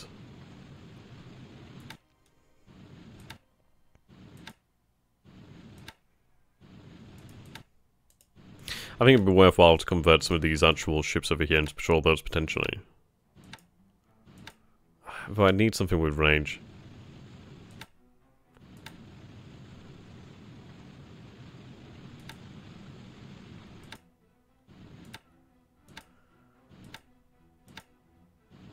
I'm just going back through the same ones here, more than likely.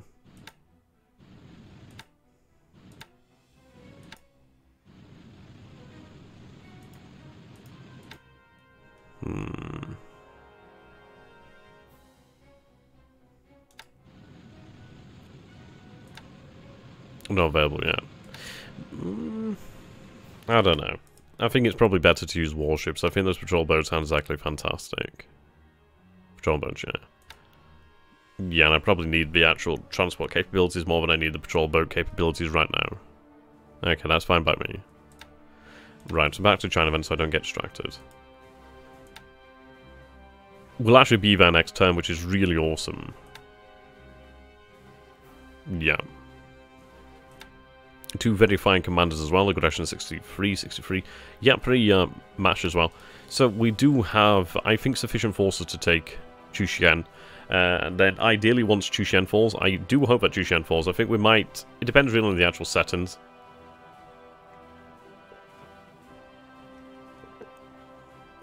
So probably fall the day after Christmas.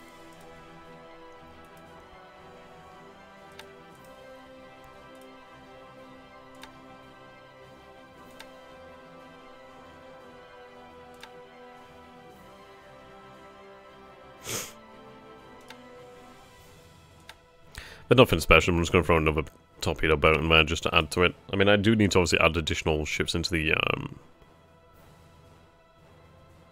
units over here. Yeah, so we need these guys to march north, and so what's the distance there to marching north with the division? So 6 division, so 46 kilometers, well, 46 miles. What I want to do then is obviously have them ideally drive off this unit. I may have missed this. What year are you in right now? It is the 25th of December 1941. So the game's still very fresh, to be honest. We're about 18 turns in at the moment. Right, we are marching north and to engage the enemy.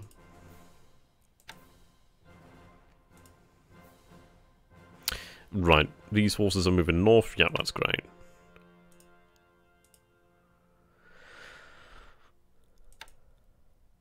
Okay. But what we're going to do then is obviously have this one march back down to Sushal.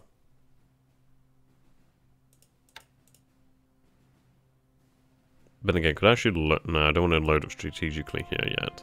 Right, you're marching the enemy there. Now, this war area has been a pain in my arse. I think what we're going to do here then is, let's see, K-21s. Currently running ground attack. I think we are going to go ahead and go for the airfield attack.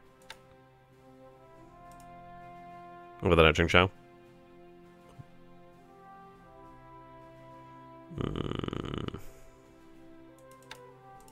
Or do we? Yeah, we did have a Pearl Harbor strike. Wasn't actually as great as I would have hoped. Indeed. Right, let's see. How do we actually want to use our bombers? I'm kind of tempted to have these bombers transferred to other theatres. I think I will. I don't think bombers here really do necessarily add that much. How far can I move them? Not too far.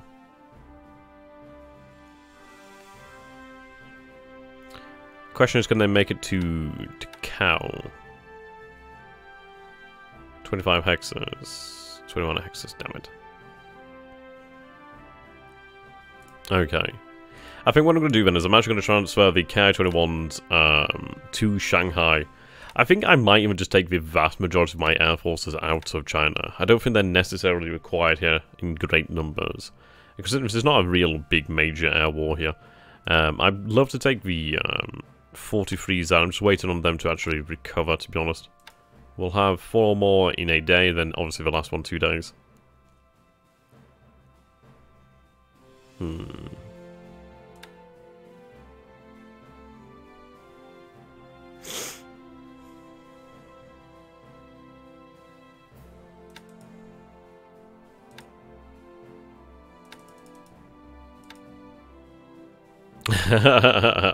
Yeah, we actually did lose quite a lot of zeros due to the really accurate AA, which sucked, but oh well.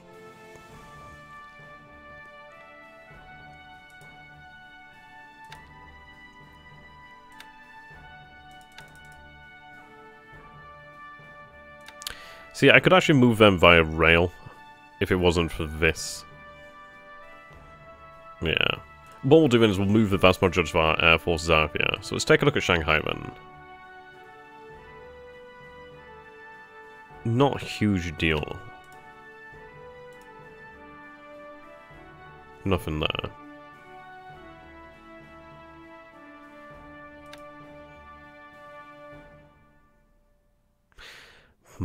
Right, actually going to transfer you to Shanghai.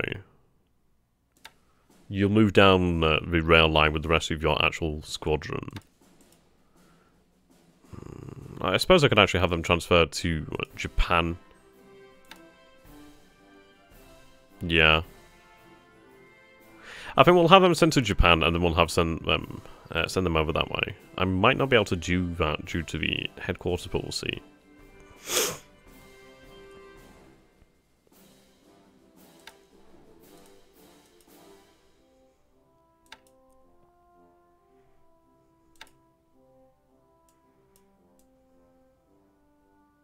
Yeah, so it's only within China, it seems. I wonder. Let's see. I'm curious to see if I have them transferred to another command. Could they move further? So that is Southern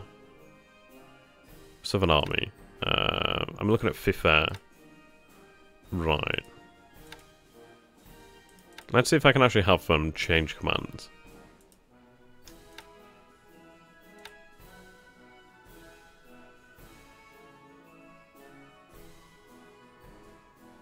Southern Army.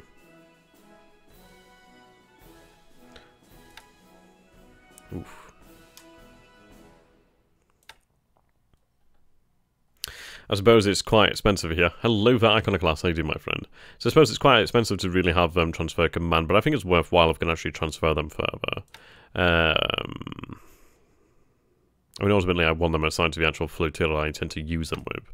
So I'll have them made ready to be sent to the 22nd. It's going to cost us a lot in the way of political points, but we'll regenerate them in time. But I think it's worthwhile, then we'll actually be able to use them where we need them. 22nd Air Flotilla. Because right now, they're actually useless up here, in my opinion.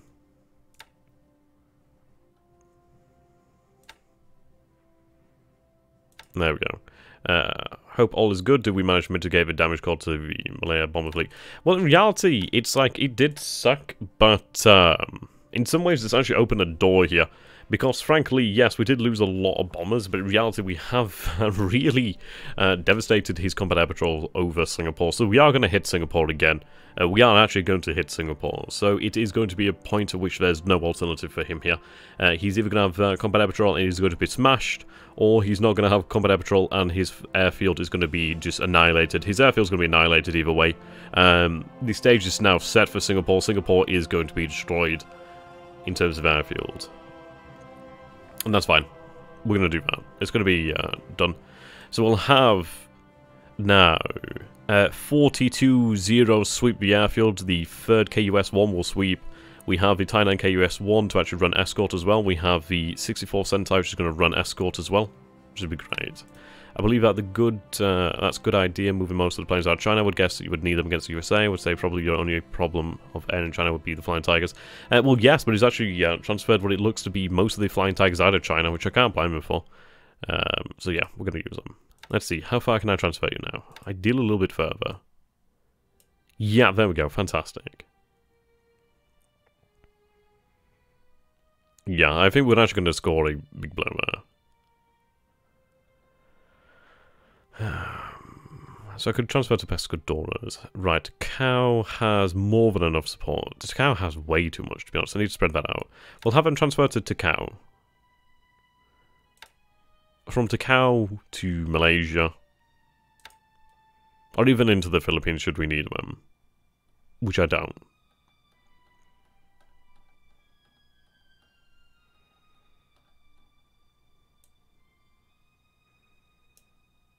Yeah, what I want to do is actually get my naval bombers into the Pacific.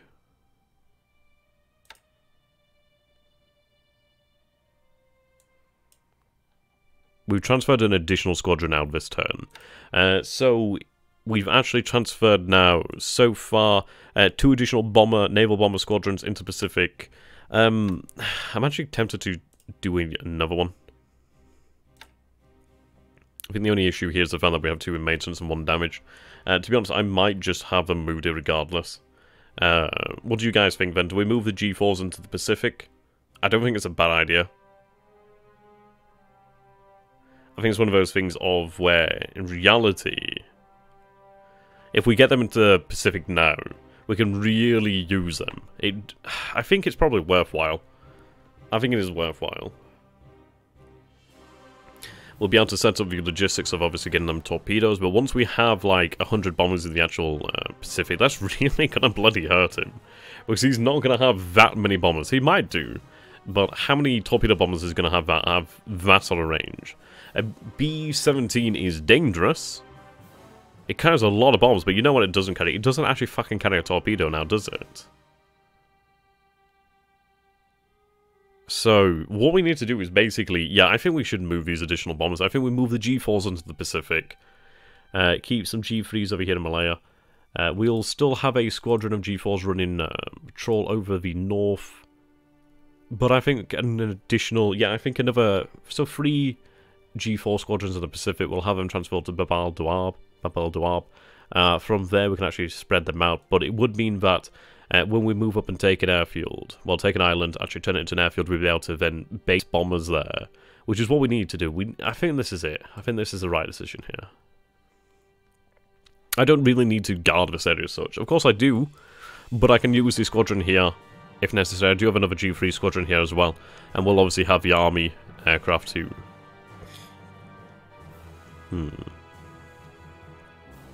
It's going to mean that I'm leaving behind some bombers, but I think we do have some aviation support here at SOC. Yeah.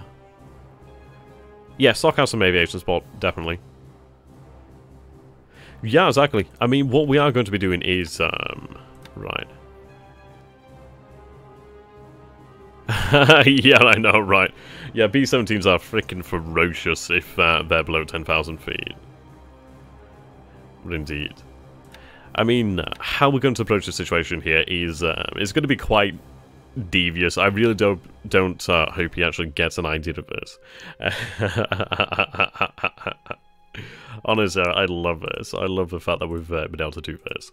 So currently, he's reinforcing Fiji, which I honestly want to encourage. I want him to reinforce Fiji.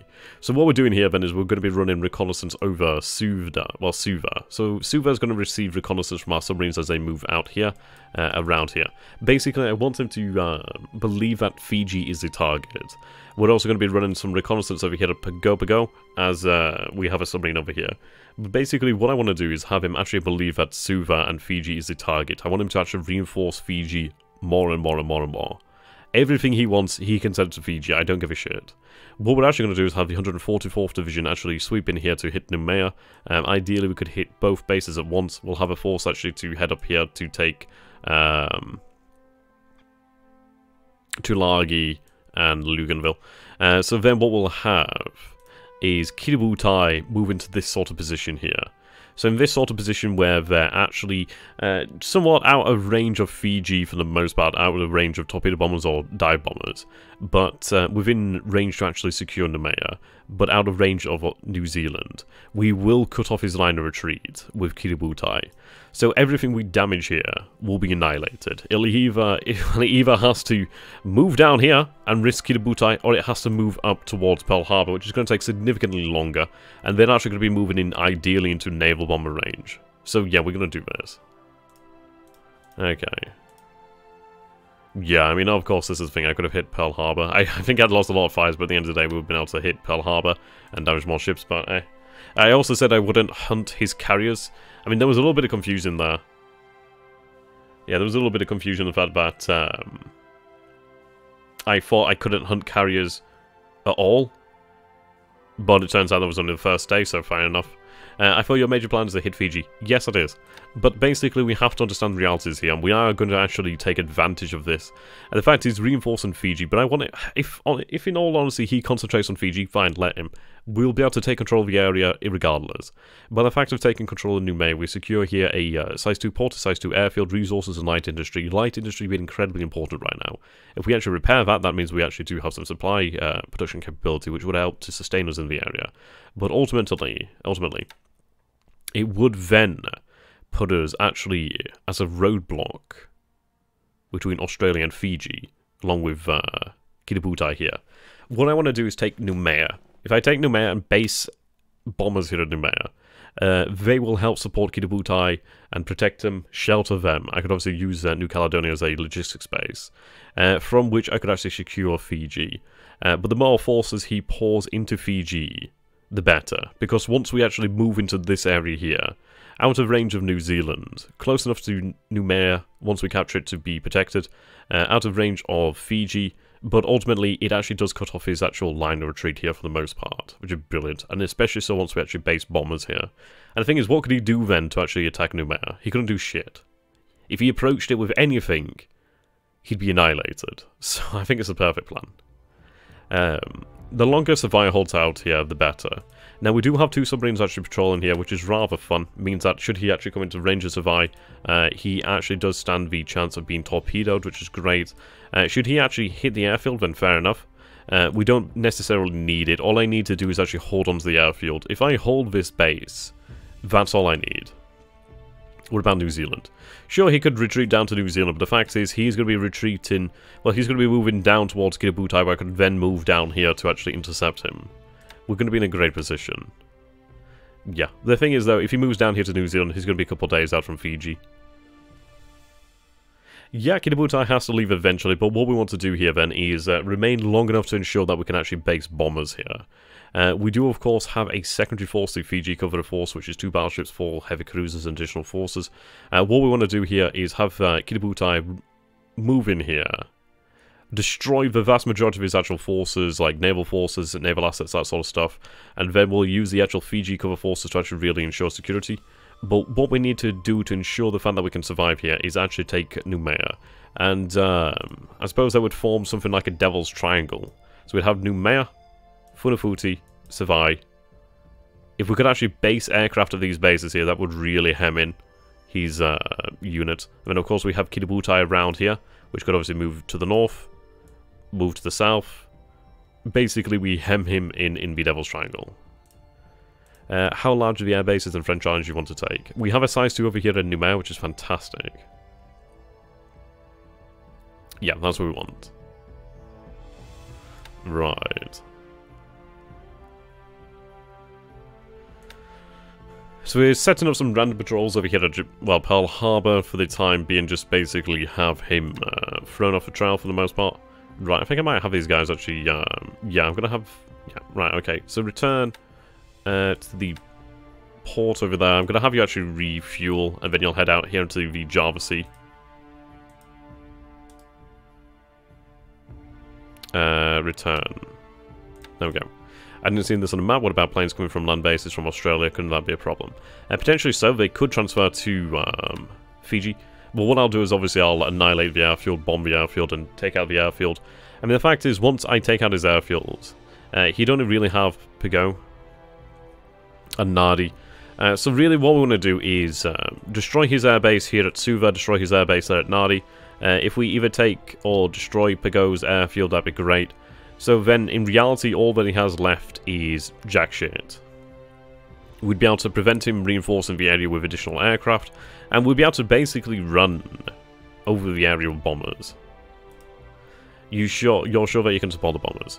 Yeah. What I'm going to do is actually take the base force from Saipan and Guam, or at least the Guam one at the moment, have them move down here to actually build up Noumea. What we're going to be doing as well is securing additional islands here in the Solomons and additional islands down here in the Santa Cruz Islands, New Hebrides as well. Of course, we do have forces here. We will be running operations as well. We have one that is going to be run towards Baker Island to secure Baker Island. And then what we'll do is we'll actually run forces down to Canton Island to secure Canton Island. So in reality, we are going to be taking control of this entire area. And the thing is, the way to cement our control of this area is actually basing naval bombers. If we base naval bombers in this area, that effectively shuts him down for the most part.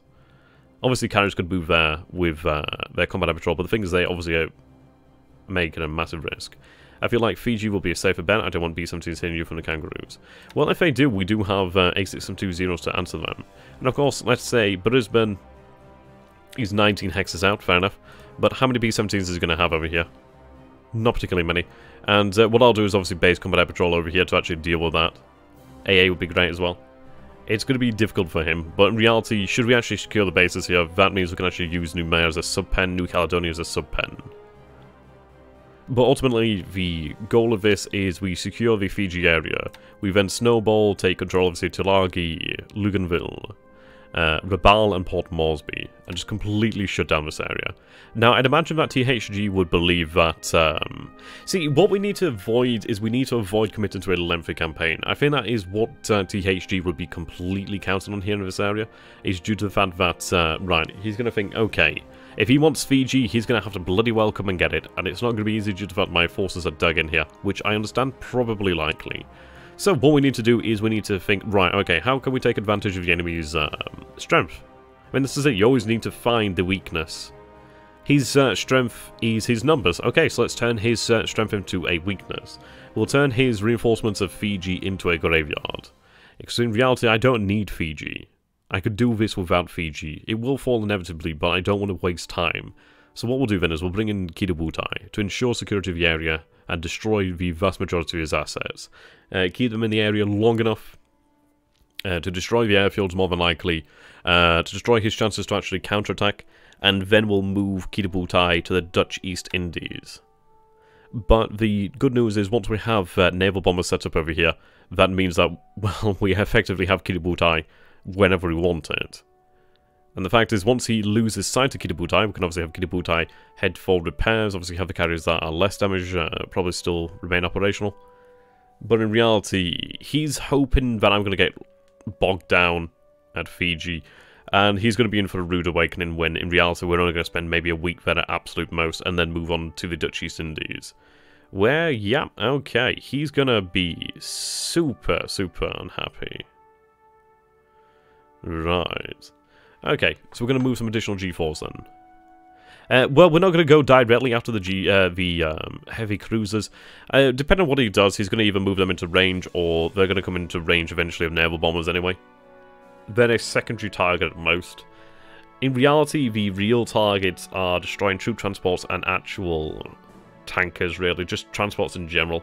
Because once I actually base in this area and build up my bomber strength, well, these heavy cruisers would eventually fall. They wouldn't be able to approach. In a way, this sounds like the same plan the US did to Japan with truck in real life. I mean, this is it. It's 1941. We're at the strength, we're at the height of our power. We need to make use of that. In reality, I do not want to conduct offensive operations before 1942 for the most part. I want to really consolidate. Consolidation, consolidation, consolidation. Okay, so move my Ki-21s. Obviously, we do have a couple there. What I'm going to do is leave these guys here to unpack for the time being, allow them to repair the Ki-21s over here, make sure they're actually not on a mission. Right, stand down. Right, there we go, stand down. Yeah, speaking about down, well, China is really gearing up. We're actually making good progress here.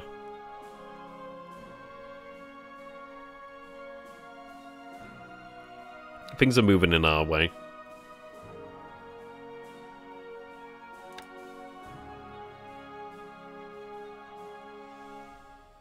Okay, what I'm going to do there is actually take Nishima. Or not. Ah, no room to dock. Okay, that's fine. We'll have her transferred in then.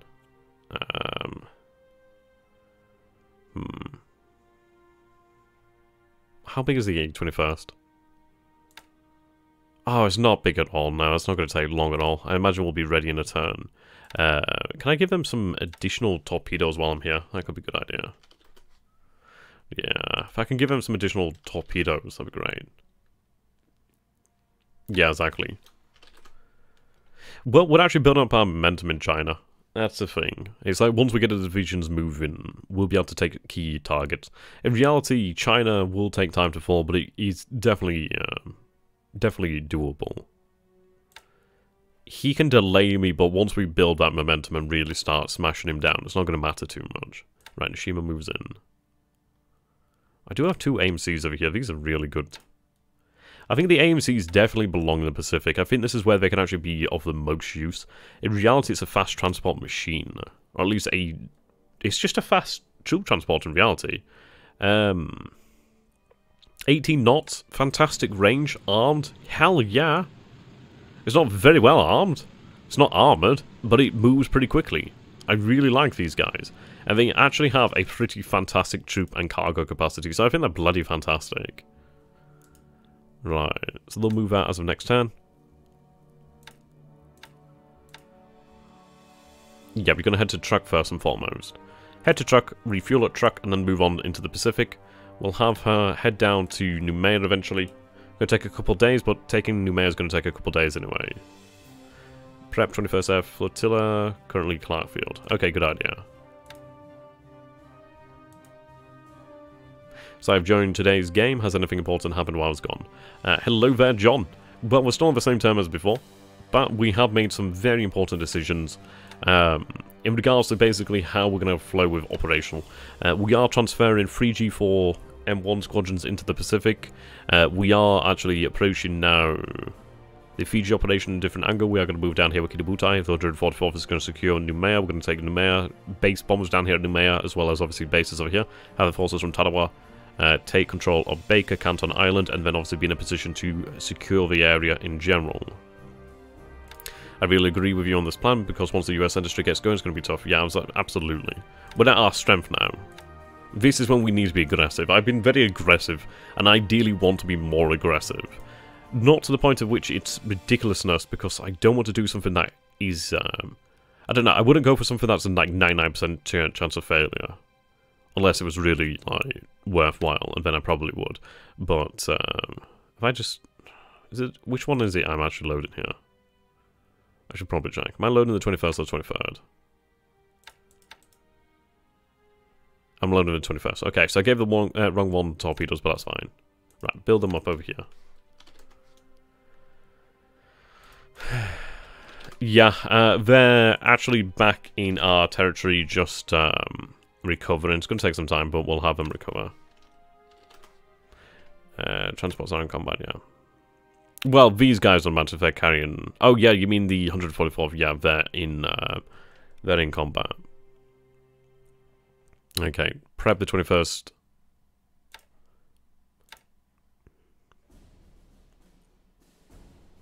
For really Fiji, I guess.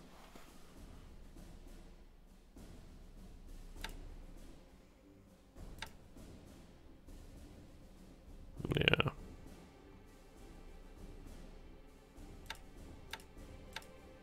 Yeah, 21st.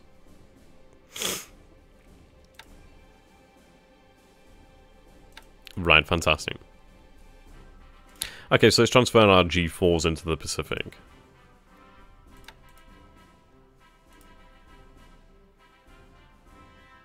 The first 6 to 12 months of war with the United States and Great Britain, I will run wild and win victory upon victory, but then if the war continues after that, yeah, pretty much. Well, the thing is, it's like, we have no other option. We either go for broke to ensure the years to come are going to be less painful, or we don't, and we suffer pain anyway. There's no two ways about it. Pain and retribution is going to come, but it's just the point at which we need to buy time. It's all about time. It's all about allowing our industry to gear towards mass production of more advanced fighter platforms and bomber platforms, so that we can actually hold off the American menace. There we go.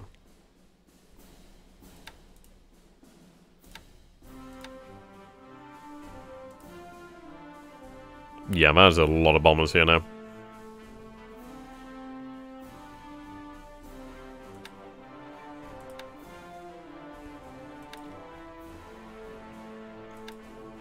Yeah, go broke or go pain.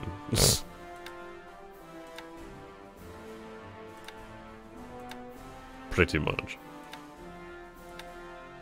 Right, there we go. And the good news is, while we are here, it's like we are running significantly more search, and we actually do have a greater attack potential over here now, which is really good news. Okay. I think we are more or less ready now to move on. Large-scale combat operations, the army. Precious released a bunch of interesting books for free on various warfare issues. Interesting. That's quite cool. Okay. Yeah, running combat air patrol over here. Sweet. So we're going to build Fusan up, and then I think what we'll do then is decide where to move the vast majority of our engineers. It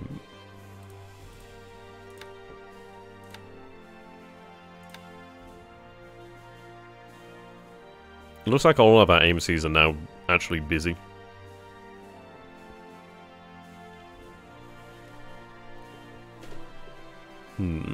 Destroy tenders.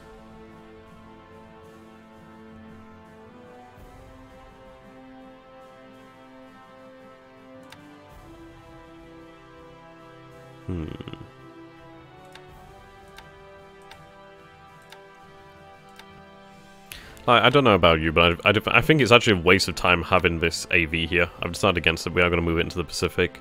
We just need to move everything we can into the Pacific.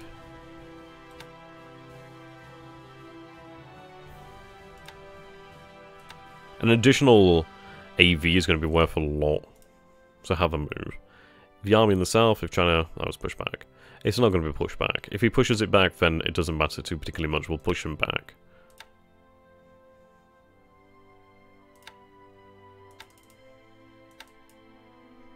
And there we go. Also, can you show if the transports are now on the way to Noumea and the route of your carriers? Well, the carriers are going to be heading out first and foremost somewhat southwestish. Then obviously they'll move on there. We do have the 144th split up. Of course, I'm going to have to find some escorts. I'll probably give them some destroyers from Kitabutai, possibly, or from the Fiji cover force. I do have these guys. I'm not entirely... Low supplies for AV. Yeah, good idea. Yeah, that would be a good idea, actually. Right, what we're going to do here is actually grab one of these destroyers then. They're actually really both quite hurt, aren't they? That's fine. It's not fine, but it's not something I can really dwell on too much. So we'll have a destroyer actually head out here to actually merge. At least it gives it some security. Also, then we'll have Kitabutai keep it safe. So then moving down here, we're going to have the smaller force, the slower force actually break off to take Tulagi and Luganville. I think a big factor in buying time will be catching the US carriers. I think they're probably in the area. I don't know exactly where they are, but they're probably in the area, I'd imagine, by now. I think it's that much a critical threat. I think DHG plays a very cool game of poker. He's playing up the fact that, yeah, oh yeah, Fiji's not a big worry. Yeah, sure. Okay. If you say so. If he wasn't a big worry, he wouldn't be reacting like this. I bet you we see carrier presence at Fiji. I don't know if we'll actually see direct confirmation of carriers, but we'll see some kind of presence of carriers. We definitely will. I'd imagine. Even if he bases like a squadron of aircraft at one of his bases, it's not going to make that much of a difference. The more I think about Operation Fiji, I believe it's the sound plan. You'll be cutting off supplies in two places in this operation, one Fiji and second supplies coming into Australia from the US, exactly. And that's really going to hurt him. If we can keep this separate, then we can potentially do quite a lot. We'd have some pretty sound bases down here to project power, project submarines, and really... It's like it would then open up options as to potentially even just like raiding Australia, which could actually cause a lot of havoc. I mean, I dream of taking control of Tasmania, but that's obviously, yeah, well, the realms of possibility, probably.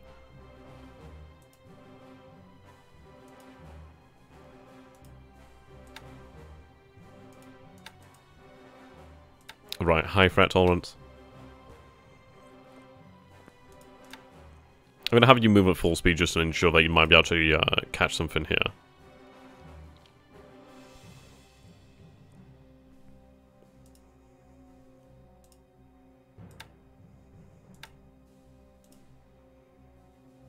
Actually, third one between. There we go. I just want to make sure they edge cover this area. Right. I think we are ready for the most part to go.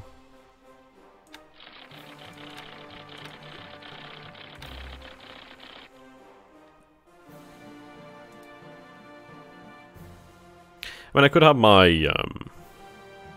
K-48s hit Georgetown. See you later there, Cursor. Have a good one, my man. I'm glad you got to re-download the game. Can any bombers hit those carrier groups? No, they're not within range. I mean, the patrols maybe, but it's not worth it. Yeah, I'm half tempted to have the Ka-48s do something over here, but I don't think it's worthwhile. Right, it's going to take us a couple of days to actually reach the... well, reach Georgetown. Fair enough. Yeah, I know, right? It'll come. It'll come. Could do with this ACM elsewhere.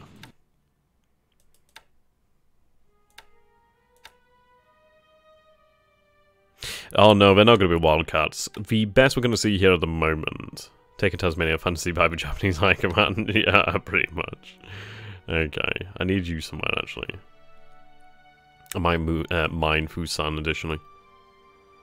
Yeah, we've got the thing set up in Malaysia. We'll go through it once again anyway. The best we'll probably see from the Americans at this stage. I mean, this is it. We are actually facing off against weaker US forces than we can expect at any point in the war, which is really, really handy.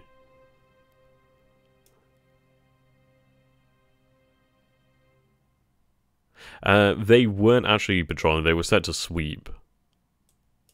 Hey, Washington was burnt down after all. Well, the White House was burnt down, so we did it once, we'll do it again. I know it was the Canadians, but I'll take credit. Yeah, well, he did have, obviously, the combat air patrol over Singapore. Right, I'm still trying to find his actual carriers.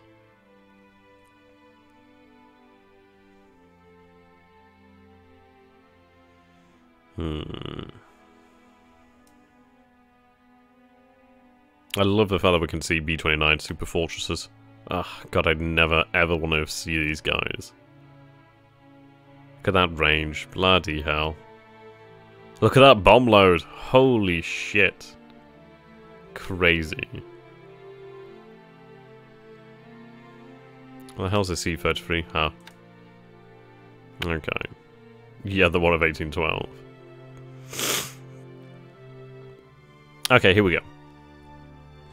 So I can best expect... Well, I suppose, yeah, you are right on wildcats, actually. Yeah, so you were right. Yeah, so at best we'd see some wildcats. Maybe 3As, maybe 3 and 3As. But he's not going to have maybe more than 2 or 3 of those squadrons at absolute most. And I don't even think in terribly large numbers. Nowhere near enough to actually defeat Kido Butai. Okay, we'll go over this one more time then. Singapore, 12,000 feet. There's B-25 jets. Right. So to make sure everybody's set to hit Singapore, air attack, yeah.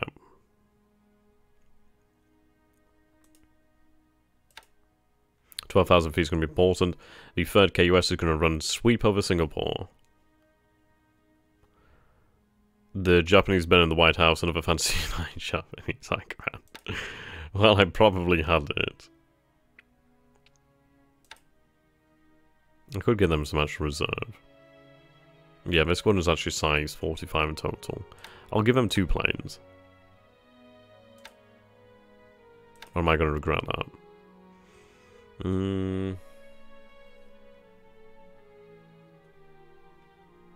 I'm gonna keep them. I think I really want to stock Kido first. Or upgrade additional squadrons. Okay, airfield attack. Airfield attack. Escort, 12,000 feet. Target Singapore. Airfield attack, yep. Yeah, I'll run naval attack still, of course. Okay. So I think we're good to go. You could sink the carriers, but get your air groups gutted. Well, the thing is, we have the torpedo bomber range on him. So the best case scenario is where we actually intercept a US carrier group outside of their own range. And ideally destroy him before he can even see my own carriers. Which is not a very likely scenario because it's like, usually when you come into range, they obviously come into range with you as well. But if we could get there first and just annihilate him first, that would really help us out. But yeah, I think we are pretty much done there. Weather is looking good, clear skies all over here when it matters, nice. Yeah. Oh, you definitely should, Billy, it's really awesome. If you go ahead and actually join the Discord, feel free to ask any and all questions. It is more than welcomed. So let's get a link here. It's funny, after this, I'm actually going to start... Yeah, let's see, where is it? One sec. Yeah, after this is over, I'm actually going to keep on making some Rogue Trader character sheets. I'm actually going to be trying to GM a Rogue Trader game for friends. I'm going to see how that goes, but I think in the future I'll like try and host some actual games like that. I think that'd be kind of cool, or even try and set some games up on the channel. It'd be kind of cool. I'm looking forward to playing Rogue Trader. That's pretty cool. Anyway, that was a little bit random, but I like to share the sad aspects of my life. There we go. Okay, there you go. You can find the link there. Yep, so if you head down to the Warren Pacific channel, The Imperial Japanese channel is exclusively for Imperial Japanese players. Well, Imperial Japanese as in on my team. Of course, there's no sharing of information between teams. As me and THG have a gentleman's agreement that we don't like snoop on each other in any way. As at the end of the day, obviously would make for a bad play by email Genban. What about the other bases in Malaysia? The other ones aren't going to be doing too much. We're running some combat air patrol. Long-range combat air patrol from Singora over Kota Baru. Over here at a low star, we're not doing anything really. I could have them hit Georgetown, but I don't want to do it without any fighter escorts. We are running still some B5N2 Kates on ASW duties over here. Might give them a random arc, to be honest. I'll give them a random arc for the time being.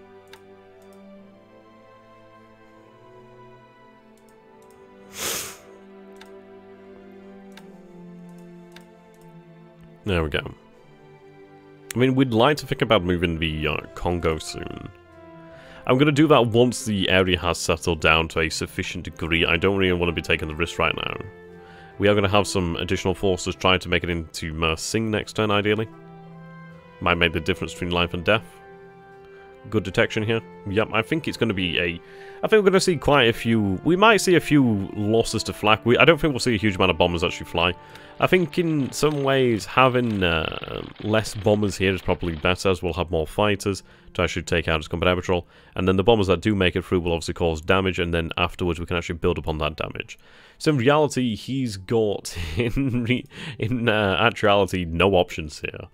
The best he can hope for is the fact of me backing down. But if I don't back down, well, he's kind of fucked. So it's like here. For example, Keith Collins here commented 7 hours ago. I believe you need to strike Singapore now, as DHG has 2 obvious options. 1, put his combat air patrol up and hope to attract you. 2nd, ground his planes to allow repair. Either way, your fighters will hopefully take his combat air patrol out, or at least allow your bombs to get through and decimate his airfields. Yeah, exactly. Well said. And correct. Okay. I'm sure you will, Anno. I mean, I appreciate it. I do appreciate it. You're really good at it. I think you generally do get off to it. But I appreciate it, man. Okay, so we do have the 33rd Division moving on here, which is good news. Yep, they finally moved up to this position here. I don't think actually he's aware of it too much. Sub-chasers here still. Right, we can actually finally unload the... Oh, we're still unloading some elements of the 33rd, but that's fine. We'll just have them catch up in the future. Right, we can unload in the regiment tanks. I see the Dutch have a lot of territory here. Yeah, the Dutch are an issue. Of course, there's the Dutch Air Force, the Dutch Navy, and the Dutch Army. They are...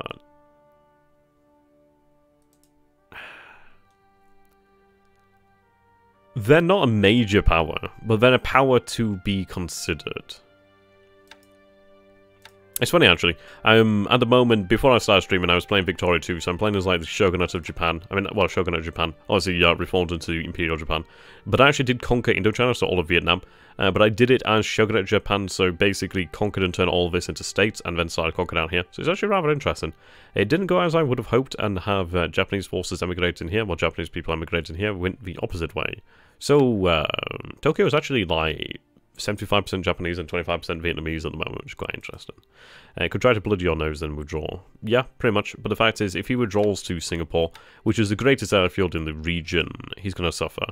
And it's going to be great, because once this opens up in terms of, like, aircraft, it'll be bloody brilliant. Yeah, pretty much. Pretty much correct there, John. But, what do you guys think, Ben? Are we good to go? So I think we've covered most things here. I think we've done quite a bit. And again, we'll have a lot going on. We have a lot of resources moving into Japan here, which is good news. And if we take a look, obviously, at the tracker here. Let's take a look at aircraft production, for example. So, building.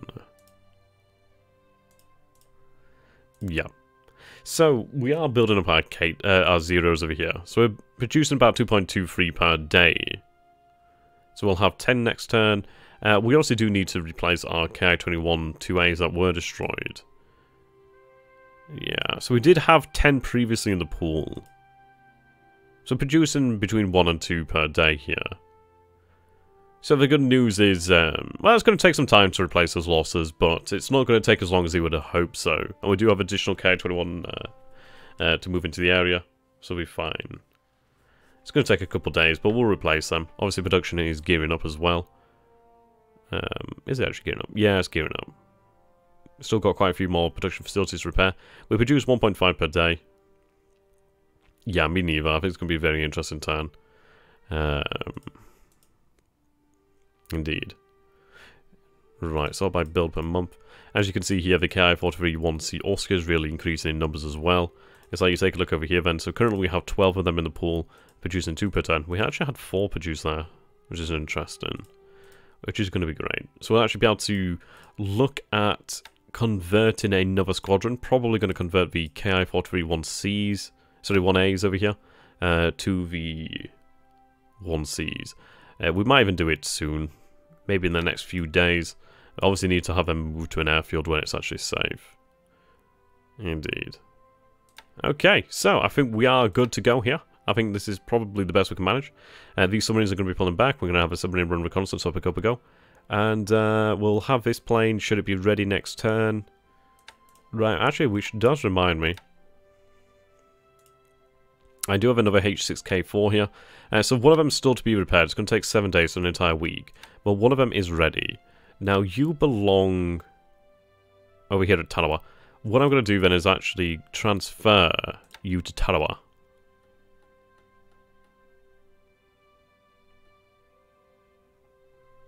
I'll just do it manually. Yep. Transfer you to Tarawa. We can actually combine with your force over here, so we'll actually have an additional patrol craft at Tarawa. The other one, once it's ready, will have moved over.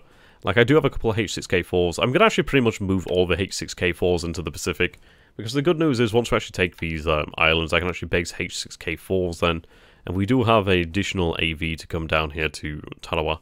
So what we need to do is move our AVs around so we can actually move our forces. Okay. Just need supply here, really, but we'll gain that. Right, so, yep, definitely good to go. So, thank you so very much there. The H6K...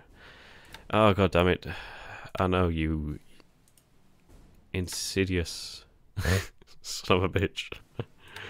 Well spotted. Oh, that's awesome there, Murphy. No, I'd go into stupid detail, like, for stupidly long. But... seems some people like that, so I'll keep doing it.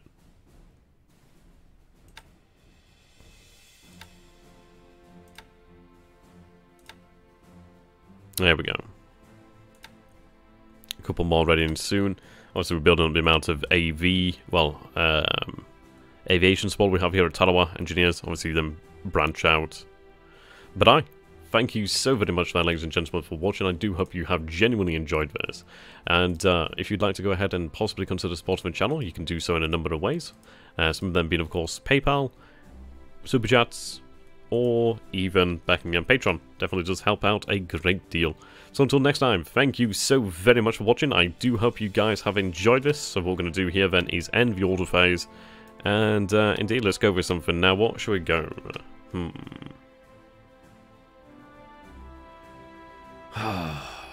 What do we call this?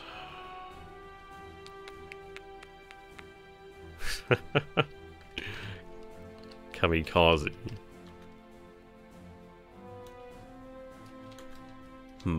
Oh, let's go with Divine Wind.